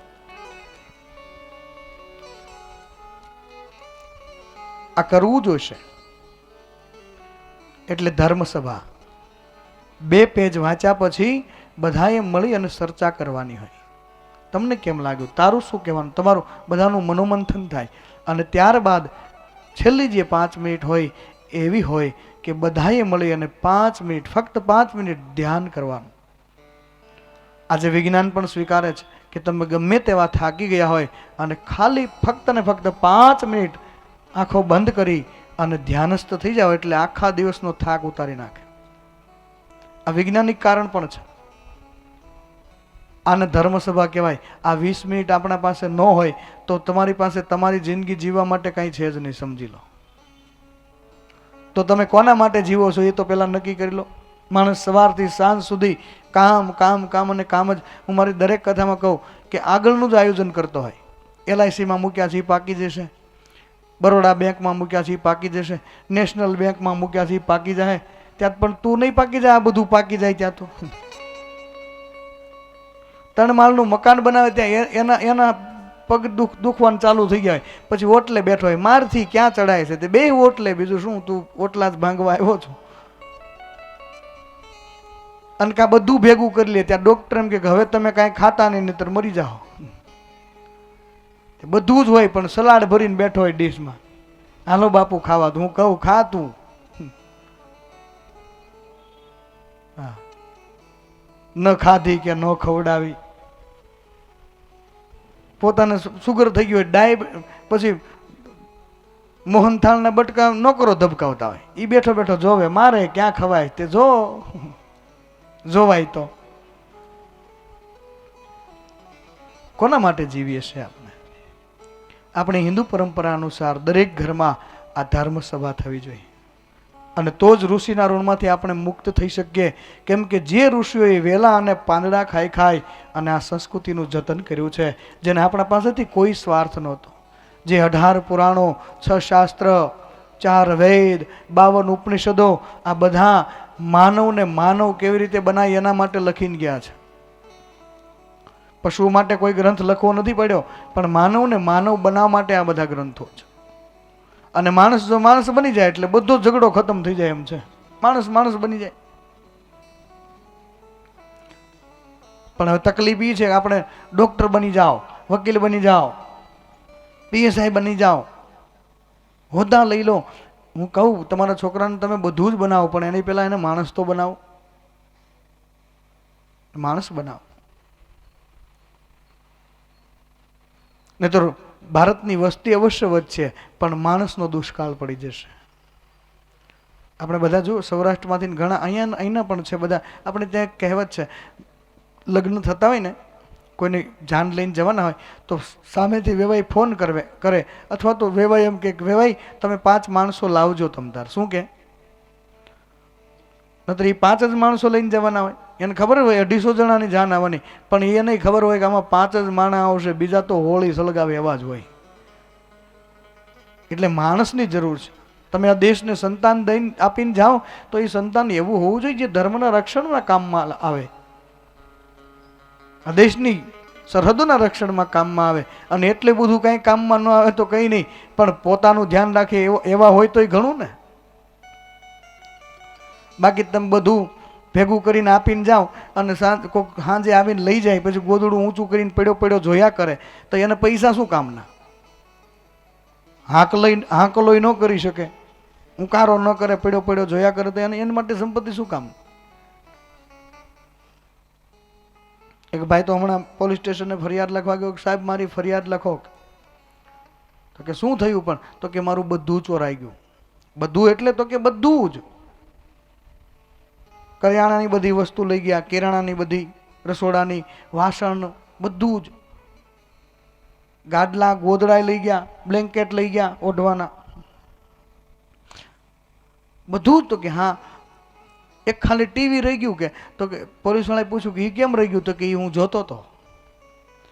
પોલીસ વાળાએ ત્યાં માર્યો, તું ટીવી જોયા કરીને અમે તારું ધ્યાન રાખી, આ બધું લઈ ગયો ત્યારે તું ટીવી જોવામાં. હવે આને પૈસા શું કામના? તમે ગમે એટલા કદાચ મૂકીને જાઓ તો શું કામના? તો કાલ આવીને કોઈક લઈ જશે. યાદ રાખજો, પૈસા તો કોઈ આ સમયમાં તો મોટી વાત છે જ નહીં. સંપત્તિ કમાવી આ સમયમાં ક્યાં મોટી વાત? અને આજે બધા પાસે છે, ભગવાને બધાને સંપત્તિ આપી છે. જરૂર છે તો ખાલી સમજણની. સંપત્તિ કોના પાસે નથી? આજે સફાઈ કરવા વાળો કર્મચારી આવે તો એના ખીચામાં 50,000નો મોબાઈલ હોય. આજે સંપત્તિ બધાને ભગવાને આપી છે. હું તો કહું કે ભાઈ રાવણ કરતા આપણે આગળ નીકળી ગયા, એટલી સાહેબી ભગવાને આપી છે ને. આપણે એમ કે રાવણે અગ્નિને બાંધ્યા હતા, વાયુને બાંધ્યા હતા, જળને બાંધ્યા હતા. આપણે નથી બાંધી એમાં. ચૂલો આમ બટન ચાલુ કરો તો સીધું અગ્નિ પ્રજ્વલિત થાય, રસોડા સુધી બાંધીએ એમાં. ઓલી ઓન તો ઓન, ઓફ તો ઓફ. જળને આપણે ગોળા સુધી ન બાંધીએ એમાં. નળ ખોલો સીધું ફિલ્ટર થઈને આવે ગોળામાં. હે જળને બાંધીએ એમાં, વાયુ નથી બાંધીએ એમાં. કાળ ઝાળ ગરમી ગમે એવી હોય તોય ચાલુ કરો એટલે પથ્થરને ટાઢા કરી નાખે. અને પાછું બહુ વળી ઠંડી હોય ત્યારે પાછું એનું ગરમ થાય. પાછું મકાનમાં તો હોય પણ ગાડીમાંય તમને હીટ જોઈએ તો હીટ મળે, અને ઠંડક જોઈએ તો ઠંડક મળે. આપણને અનુકૂળ પડે એમ આપણે વાયુને પણ અનુકૂળ કરી શકીએ. વાયુ નથી બાંધીએ એમાં આપણે શું બાકી રહે છે? સંપત્તિ આજે ભગવાને બધાને આપી છે, પણ સમજણ થોડી જો હોય એટલે સોનામાં સુગંધ ભળે એમ આપણે કહીએ છીએ ને. એટલે આ ધર્મગ્રંથોનું વાંચન થવું જોઈએ. ધર્મગ્રંથ ધર્મસભા થવી જોઈએ. કથા સાંભળ્યા પછી નિર્ણય લો, અમારા ઘરમાં રોજ ધર્મસભા થશે. અને ધર્મસભામાં પણ ઘણા લોકો એમ કે કા બહેનો એમ કે ભાઈ બાપ અમે તો બાપુ વાંચીએ પણ અહીંયા સાંભળે નહીં તો અમે શું કરીએ. પણ તમે શરૂઆત તો કરો, ક્યારેક સાંભળશે. શરૂઆત કર્યા વગર એમને ક્યાંથી સાંભળે? અને યાદ રાખજો, તમે શરૂ કર્યું હશે, અને આમ પણ નિયમ એવો છે, તમે કોઈ સ્તુતિ શ્લોક તમને જે પણ આવડતું હોય ને તો ઘણા લોકો શું કરે, મંદિરની સામે બેઠા બેઠા એમ બોલે. સ્તુતિ હોય કે શ્લોક હોય કે પ્રાર્થના હોય, એ બોલવાનો નિયમ જ એવો છે, જોરથી બોલવું જોઈએ. બોલવા વાળાનું તો કલ્યાણ થાય જ, પણ સાંભળે એનું પણ કલ્યાણ થાય. અને એનો ધ્વનિ જ્યાં જ્યાં સુધી પહોંચે ને ત્યાં સુધી ઉર્જાઓ એક્ટિવ થાય છે. આજે વિજ્ઞાને સાબિત કર્યું છે. અમુક વ્યક્તિની ઉર્જા માપવામાં આવી અને ત્યારબાદ એને તાંડુ સ્તોત્ર બોલવામાં કહેવામાં આવ્યું, અને પછી ઉર્જા માપવામાં આવી તો 1000 ગણો વધારો થયો હતો એમાં. 1000 ગણો ઉર્જાઓમાં. એટલે આ બધું તાકાત વાળું છે, જોરથી બોલવું જોઈએ. આ નિયમ છે. ધર્મસભાની વાત કરીએ છીએ, ધર્મગ્રંથોને વાંચીએ ત્યારે આપણે ઋષિઓના ઋણમાંથી મુક્ત થઈએ છીએ. અને ધર્મગ્રંથોને વાંચવા જોઈએ, વચાવવા જોઈએ, ધર્મગ્રંથોને સંભળાવવા જોઈએ. આપણે ઋષિઓના ઋણી છે. શું કામ?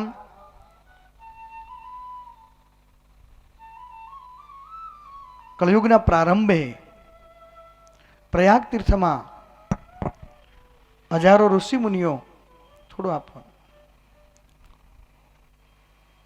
88,000 શૌનક ઋષિ અને 88,000 ઋષિઓ એક બધા ભેળા થયા છે પ્રયાગ તીર્થમાં, કુંભમાં. અને બધા પરસ્પર ચર્ચા કરે છે કે આવનારા સમયમાં કલયુગ જ્યારે આવશે ત્યારે દરેક જીવનો ઉદ્ધાર કેવી રીતે થશે. જો આ એ સમયમાં ઋષિઓએ આપણી ચિંતા કરી છે. તો કોઈ કહે કે તપ કરવાથી ઉદ્ધાર થશે, કોઈ કહે દાન આપવાથી, કોઈ કહે યાત્રા કરવાથી, તીર્થો કરવાથી, કોઈ કહે વ્રતો કરવાથી. પણ અંતે બધાએ મળીને એક નિર્ણય લીધો છે કે કળિયુગમાં આ બધું કદાચ ન થઈ શકે તો કલી કેવલ કીર્તન કથા પુણ્ય ભજન હરિનામ. કળિયુગમાં જો કોઈ સંકીર્તન કરશે, ભગવાનની કથા સાંભળશે તો એને આ બધું ફળ મળશે. મહાદેવની કોઈ કથા સાંભળે તો કેટલું ફળ મળશે? ઋષિમુનિઓ કહે છે દંતી કોટી સહસ્ત્રાણી, દંતી આની હાથી, 1 કરોડ હાથીનું દાન આપો અને જે પુણ્ય મળે એ જ પુણ્ય ઋષિઓ કહે છે કે મહાદેવની કથા સાંભળવાથી મળશે. 1 કરોડ હાથીનું દાન આપો અને જે પુણ્ય મળે એ કથા, મહાદેવની કથા સાંભળવાથી પુણ્ય મળે છે. વાજપેયી શતાની છે, વાજપેયી એટલે ઘોડા, અને શતાની છે એટલે 100 અશ્વમેઘ યજ્ઞ કોઈ કરે અને જે ફળ મળે એ જ ફળ મહાદેવની કથા સાંભળવા માત્રથી મળે છે. અને કહેવાય છે કે 100 અશ્વમેઘ યજ્ઞ જો કોઈ કરે તો એને ઇન્દ્રનું પદ મળે છે. તો ભગવાન શિવની કોઈ કથા સાંભળે, મારો મહાદેવ 100 અશ્વમેઘ યજ્ઞનું ફળ આપે છે. કેમ કે આ તો મહાદેવ છે. માંગો અને આપે એને કદાચ દેવ કહીએ, પણ વગર માગે, માગ્યા વગર જે આપે એને મહાદેવ કહેવાય. મહાદેવ છે. કોટી કન્યા મહાદાનમ, 1 કરોડ કન્યાનું કન્યાદાન કરો અને જે પુણ્ય મળે એ જ પુણ્ય ભગવાન શિવની કથા સાંભળવા માત્રથી મળે છે. હિમાલયની ગુફામાં બેસી અને કોઈ 12 વર્ષ તપ કરે અને 12 વર્ષની તપસ્યાનું ફળ જે મળે એ જ ફળ ભગવાન શિવની કથા સાંભળવા માત્રથી મળે છે. ભગવાન આ બધા ઋષિમુનિએ નિર્ણય લીધો છે અને ભગવાન વ્યાસજી પણ કહે છે કે જે પણ વ્યક્તિ એક આસન પર બેસી અને ભગવાન શિવની પૂર્ણ કથા સાંભળે એના 71 પેઢીના પિતૃનો ઉદ્ધાર થાય. અને જે પણ વ્યક્તિ એક આસન પર બેસી ભગવાન શિવની કથા સાંભળે એ વ્યક્તિ શિવ સ્વરૂપ છે. શિવ સ્વરૂપ. એક આસન એટલે આ આખો કથા મંડપ એક જ આસન કહેવાય. એને તો કાલ ઝઘડો થશે. ઊભી થા કે બાપુ કહેતા હતા એક આસને બેસવું, આ મારી જગ્યા છે. આ કથા મંડપ એટલે એક આસન. કથા મંડપમાં બેસી અને એક આસન પર બેસીને જે કથા સાંભળે એ શિવ સ્વરૂપ છે. ભગવાન વ્યાસજી કહે છે. આ ઋષિમુનિઓ ચિંતા કરવા લાગ્યા અને બધા ઋષિઓએ નિર્ણય લીધો છે કે જો ભગવાન મહાદેવની કથા સાંભળવાથી એટલું પુણ્ય મળતું હોય તો કલયુગના દરેક જીવનો ઉદ્ધાર થશે. તો એ કથા આપણે સાંભળીએ. જો જે ઋષિમુનિઓ ત્યાગી છે, જ્ઞાની છે, વૈરાગી છે, પરમ તત્વને જાણવા વાળા છે, છતાં નિર્ણય લીધો છે. આ સંતોનો સ્વભાવ છે. સંતનો સ્વભાવ છે એવો જનેતાની ગોદના જેવો. માં કોઈ પણ કડવી દવા પોતાના બાળકને પીવડાવે ને, કડવું ઓસડ, તો માને ખબર જ છે કડવું છે, પણ માં પોતે પહેલા ચાખે. શું કામ? એનો એ સ્વભાવ છે. એમાં સંતોએ જે જ્ઞાની છે, વૈરાગી છે, છતાં વિચાર કર્યો તો આપણે મહાદેવની કથા સાંભળીએ. અને એ જ ક્ષણે જો ભગવાનની ડિક્શનરીમાં તથાસ્તુ સિવાય બીજું કંઈ છે જ નહીં. આજનું વિજ્ઞાન પણ સ્વીકારે છે કે માણસ જેવું વિચારે એવો જ માણસ બની જાય. જેવું વિચારે ભગવાનને તથાસ્તુ જ આવડે છે. એક મહાત્માજી આવું ઠંડીનો સમય હશે અને બેઠા હશે મહારાજ, એટલે કોઈ વ્યક્તિ એને દયા આવે કે ભાઈ મહારાજ છે, ઠંડી લાગતી હશે, લાવને મારા પાસે આ શાલ છે તેને ઓઢાડું. એટલે જેવી શાલ ઓઢાડી એટલે મહાત્માએ આશીર્વાદ આપ્યા, એસા કરતે રહો. શું કહ્યું?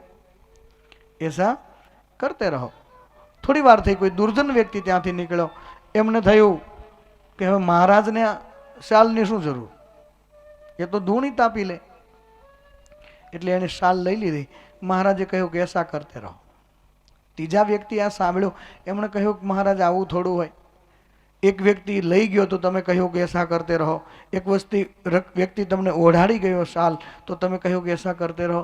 મહારાજ કહે મને તો આશીર્વાદ આપતા જ આવડે છે. એના જેવા ભાગ્ય, જેવું એનું કર્મ હશે એવું એ ગોઠવી લેશે. જે લઈ ગયો એને મેં કહ્યું કે એસા કરતે રહો, તને ભગવાન મિલનો માલિક બનાવી દે, ઓઢાડતો જ રહે. અને જે લઈ ગયો એને પણ મેં કહ્યું કે એસા કરતે રહો, તારે કોઈ દી બીજી સાલ નહીં થાય, તું ખેંચા કરી ગામની. બીજું શું? એમ ભગવાનને તથાસ્તુ સિવાય બીજું કઈ આવડતું નથી. નિર્માણ આપણે કરીએ છીએ. જેવું વિચારો એવું. ઋષિમુનિએ નિર્ણય કર્યો છે તો પછી આપણે ભગવાન શિવની કથા સાંભળીએ. અને એ જ ક્ષણે ભગવાન વેદવ્યાસજીના શિષ્ય ભગવાન સૂતજી પ્રયાગ તીર્થમાં પધાર્યા છે. અને જેવા ભગવાન સૂતજી પ્રયાગમાં આવે છે, ઋષિમુનિ ગણ સભા આદર દીના, પગ પખાળી શરણામૃત લીના.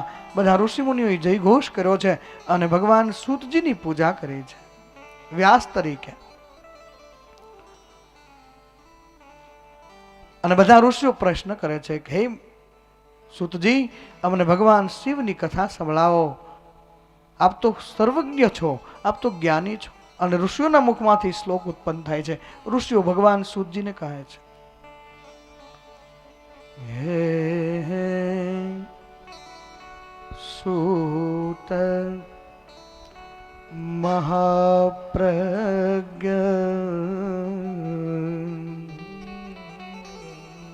સર્વ સિદ્ધાંત વિપ્રભો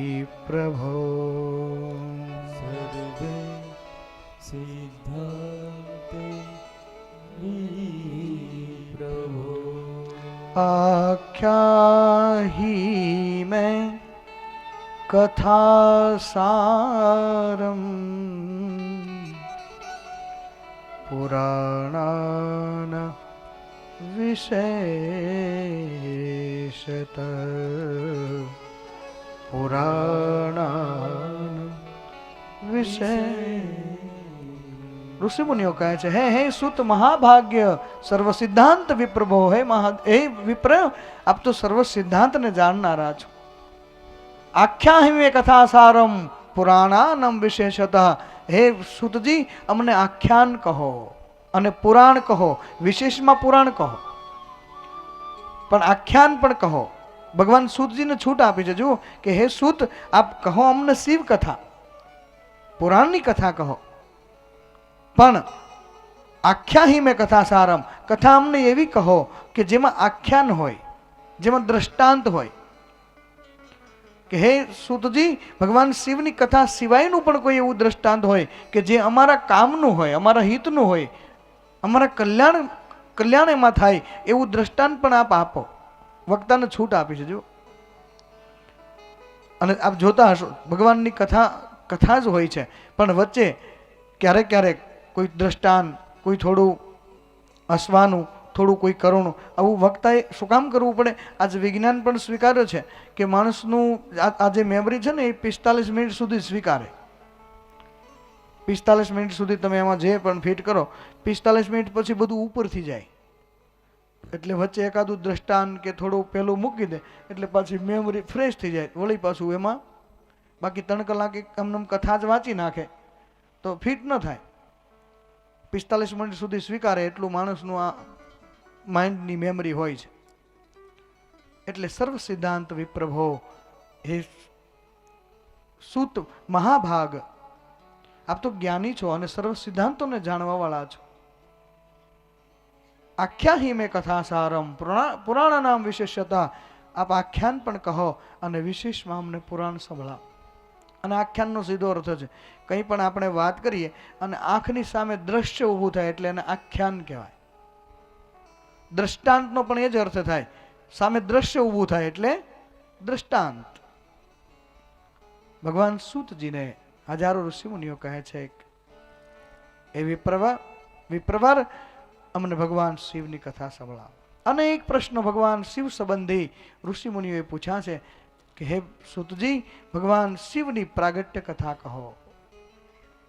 ભગવાન મહાદેવ દ્વારા આ સૃષ્ટિનું સર્જન થયું એ કથા અમને કહો. બ્રહ્મા, વિષ્ણુ, માં શક્તિ અને આ જે કંઈ નજરે જોઈએ છે એ બધાની ઉત્પત્તિ કેવી રીતે થઈ એ કથા કહો.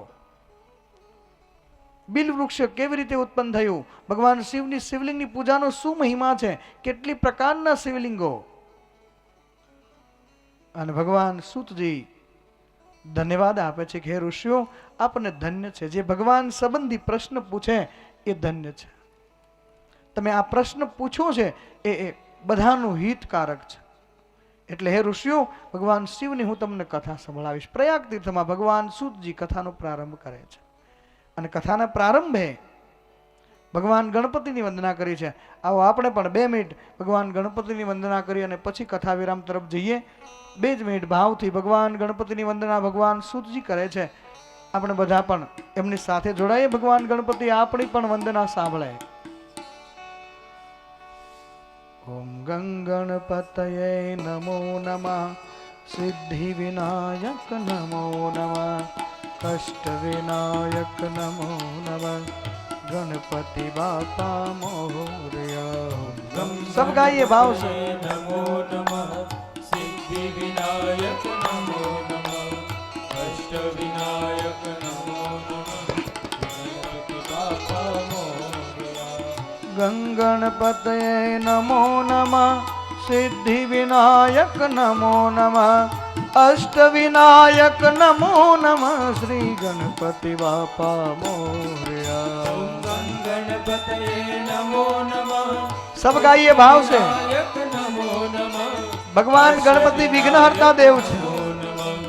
ગણપતિ બાપા મોરયા. ગંગણપતયે નમો નમઃ, સિદ્ધિ વિનાયક નમો નમઃ, અષ્ટ વિનાયક નમો નમઃ, ગણપતિ બાપા મોરયા. ગણપતયે નમો નમઃ, સિદ્ધિ વિનાયક નમો નમઃ, અષ્ટ વિનાયક નમો નમઃ, શ્રી ગણપતિ બાપા મોરયા. ગંગણપતયે નમો નમઃ, સિદ્ધિ વિનાયક નમો નમઃ, कष्ट विनायक नमो नमः श्री गणपति बापा मोरया गणपतये नमो नमः सिद्धि विनायक नमो नमः अष्ट विनायक नमो नमः श्री गणपति बापा मोरया गणपतये नमो नमः सिद्धि विनायक नमो नमः अष्ट विनायक नमो नमः श्री गणपति बापा मोरया गणपतये नमो नमः सिद्धि विनायक नमो नमः अष्ट विनायक नमो नमः गणपति बापा मोरया गणपतये नमो नमः सिद्धि विनायक नमो नमः कष्ट विनाशक नमो नमः गणपति बापा मोरया गणपतये नमो नमः सिद्धि विनायक नमो नमः अष्ट विनायक नमो नमः श्री गणपति बापा वक्रतुंड अष्ट विनायक नमो नमः महाकाय विनायक नमो नमः सूर्य कोटि समप्रभा गणपति बापा निर्विघ्नं सिद्धि विनायक नमो नमः कुरु मे देव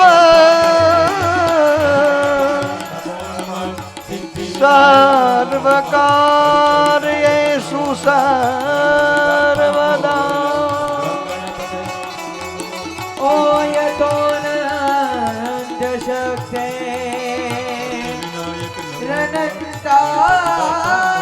रणन्ताशनीका यतो निर्गुणाद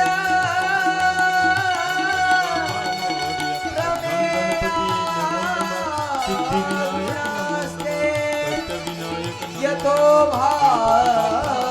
भाति सर्वं सदा भेदभिन्नो सदा तं गणेशो नमामो वदामः सिद्धिविनायक नमो नमः अष्टविनायक नमो नमः गणपति बापा मोरया गणपतये नमो नमः सिद्धिविनायक नमो नमः अष्टविनायक नमो नमः गणपति बापा मोरया गणपति बापा मोरया गणपति बापा मोरया गणपति बापा मोरया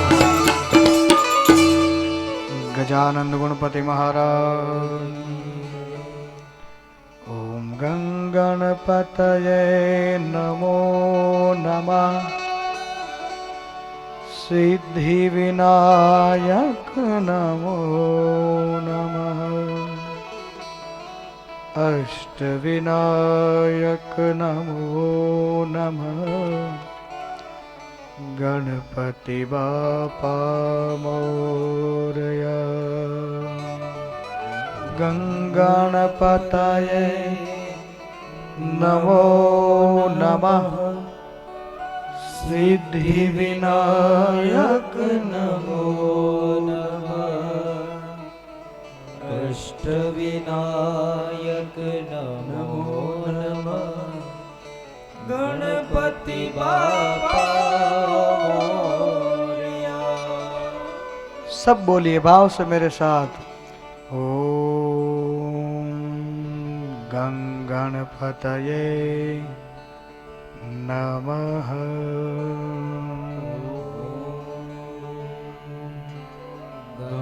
गणपतये नमः ओम गणपतये नमः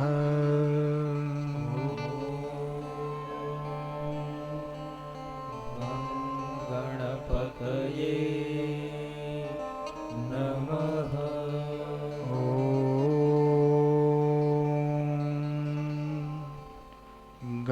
गणपतये नमः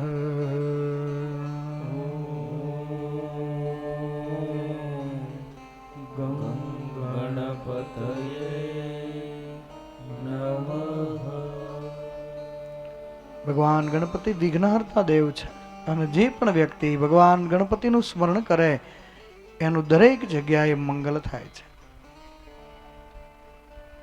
સુખ કરતા દુઃખ હરતા વિઘ્ન વિનાશી ભગવાન ગણપતિ સુખ આપવા વાળા અને દુઃખને હરવા વાળા છે. ભગવાન સૂતજીએ પ્રયાગ તીર્થમાં ભગવાન ગણપતિની વંદના કરી છે. મંદરાચલ પર્વત પર સનત કુમારો નંદી મહારાજને ભગવાન શિવ સંબંધી અનેક પ્રશ્ન પૂછે છે અને મંદરાચલ પર ભગવાન નંદી મહારાજ સનત કુમારોને કથા સંભળાવે છે. પ્રયાગ તીર્થમાં ભગવાન સૂતજી ઋષિમુનિઓને કથા સંભળાવે. મંદરાચલ પર્વત પર નંદી મહારાજ સનત કુમારોને કથા સંભળાવે. બ્રહ્મલોકમાં ભગવાન બ્રહ્માજી નારદજીને કથા સંભળાવે છે. દ્વારિકામાં ભગવાન ઉપમન્યુ મહારાજ ભગવાન કૃષ્ણને કથા સંભળાવે છે. દરેક જગ્યાએ કથાનો પ્રારંભ થયો છે અને કાલે વિસ્તારપૂર્વક જોઈશું આપણે કે દ્વારિકામાં કૃષ્ણ ભગવાન કથા સાંભળે છે, તો બ્રહ્મલોકમાં નારદજી કથા સાંભળે છે અને મંદરાચલ પર્વત પર સનત કુમારો નંદી મહારાજ પાસે કથા સાંભળે છે. શું કામ સાંભળે છે એ વિધિવત કાલે વળી આપણે 3 વાગે કથાનો જ્યારે સમય થશે ત્યાં સુધી કથા વિરામનો સમય થયો છે, પણ આરતી પછી આપણે બધા પોતપોતાનું સ્થાન છોડીશું. આરતી બાદ પ્રસાદ લઈ અને પછી ભગવાન શિવની કથામાં ભગવાન મહાદેવના પ્રસાદનો બહુ મહિમા છે. આગળ કથા આવશે. ભગવાન મહાદેવના નૈવેદ્યનું કોઈ દર્શન કરે તો પણ એ શિવલોક પામે છે. એના દરેક પાપ બળીને ભસ્મ થઈ જાય. ભગવાન શિવનો પ્રસાદ ગ્રહણ કરે. વેદવ્યાસજી કહે એના પુણ્ય તો વર્ણન જ ન કરી શકું, પણ કોઈ ભગવાન શિવના પ્રસાદનું દર્શન કરે તો પણ એના પાપનો નાશ થાય. એટલું પ્રસાદ ભગવાન શિવનો પાવનકારી છે. એટલે જય દેવ જય મહાદેવ જય શિવ જુગ સ્વામી જય શિવ જુગ સ્વામી સમરુ દ્વાદશ લિંગ સેવું શિષ નામે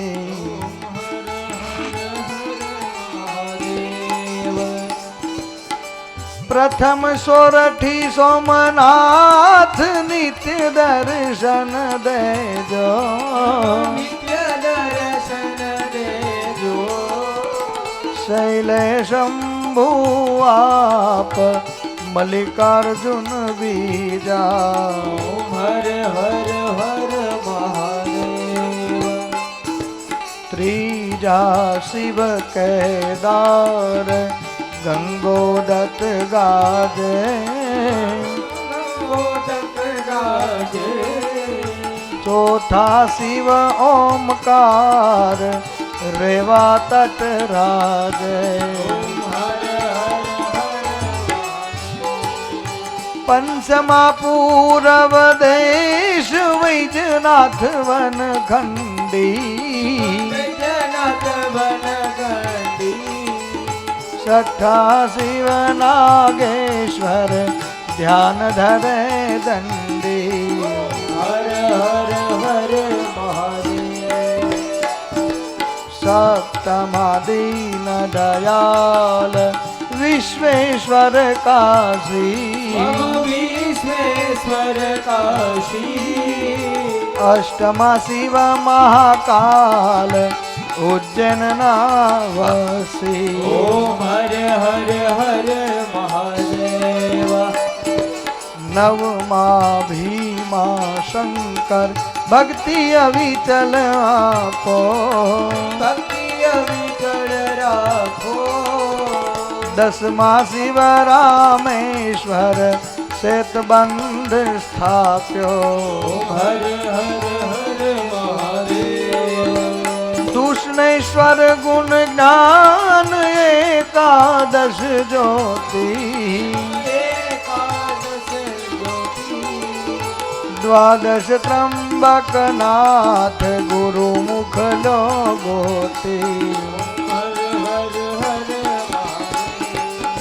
દ્વાદશ લિંગની આરતી જે ભાવે ગાશે શિવ મુખ દાશે બને શિવાનંદ સ્વામી સુખ સંપત્તિ થાશે હર કૈલાસે જાશે ભોળા શંભો દુઃખ હરશે ઓમ હર હર હર મહાદેવ કપૂર ગૌરમ કરુણાવતારમ સંસાર સારમ ભુજગેન્દ્રહારમ સદા વસંતમ હૃદયારવિંદે ભવં ભવામી શૈતમ નમામિ મંગલમ ભગવાન વિષ્ણુ મંગલમ ગરુડધ્વજ મંગલમ પુંડરીકાક્ષ મંગલાય તનો હરિ સર્વમંગલ મંગલ્યે શિવે સર્વાર્થ સાધિકે શરણ્યે ત્રંબકે ગૌરી નારાયણી નમોસ્તુતે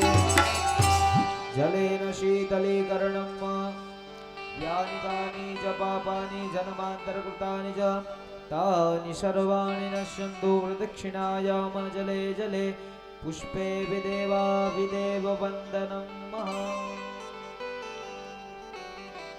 આરતીની થાળી હાથમાં લઈ ધૂપ આપી જાઓ થાપિત દેવતાઓને પોથીજીને ચારે દિશામાં ઓમ ગુરુ મહારાજ ધૂપ જા દીપ દીપ જા દેવ દેવ જા પૂજા અલખ નિરંજન ઓર ન દૂજા કાને કુંડલ ગલે નમસ્કરોમિ દેવાભિવંદનમ સમર્પયામિ આત્માભિવંદનમ આરતી તમે લઈ લો બધાને આરતી આપી દો આજની કથા અહીં વિરામ લે છે એક નામ બાકી છે અહીં રવજીભાઈ પાસે લખાવજો પ્રેમથી પરમાત્માનો જયનાદ બોલો કૃષ્ણ કનૈયા રામચંદ્ર ભગવાન સદગુરુ સત્ય સનાતન ગૌમાત ભારત તાપી મૈયા સર્વેશ્વર પારદેશ્વર હરિઓમ નમઃ પાર્વતી પતયે હર હર મહાદેવ હર હર મહાદેવ હર હર મહાદેવ હર હર મહાદેવ ઘર ઘર મહાદેવ 2 મિનિટ પરમાત્માનું સંકીર્તન મારે વ્યાસપીઠ છોડો ત્યાં સુધી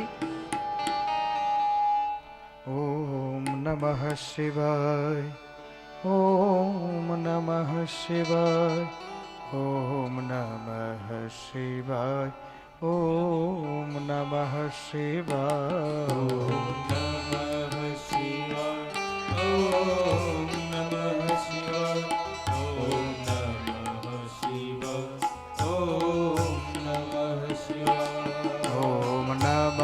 શિવાય ઓમ નમઃ શિવાય ઓમ નમઃ શિવાય ઓમ નમઃ શિવાય નમઃ શિવાય ઓમ નમઃ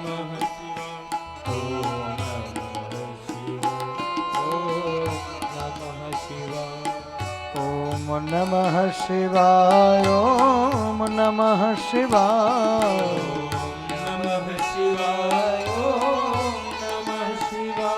ઓમ નમઃ શિવાય ઓમ નમઃ શિવાય ઓમ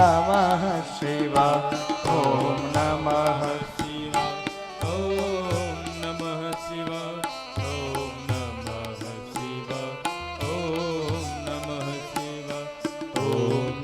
નમઃ શિવાય ઓમ નમઃ શિવાય ઓમ નમઃ શિવાય ઓમ નમઃ શિવાય ઓમ નમઃ શિવાય ઓમ નમઃ શિવાય ઓમ નમઃ શિવાય ઓમ નમઃ શિવાય ઓમ નમઃ શિવાય ઓમ નમઃ શિવાય ઓમ નમઃ શિવાય ઓમ નમઃ શિવાય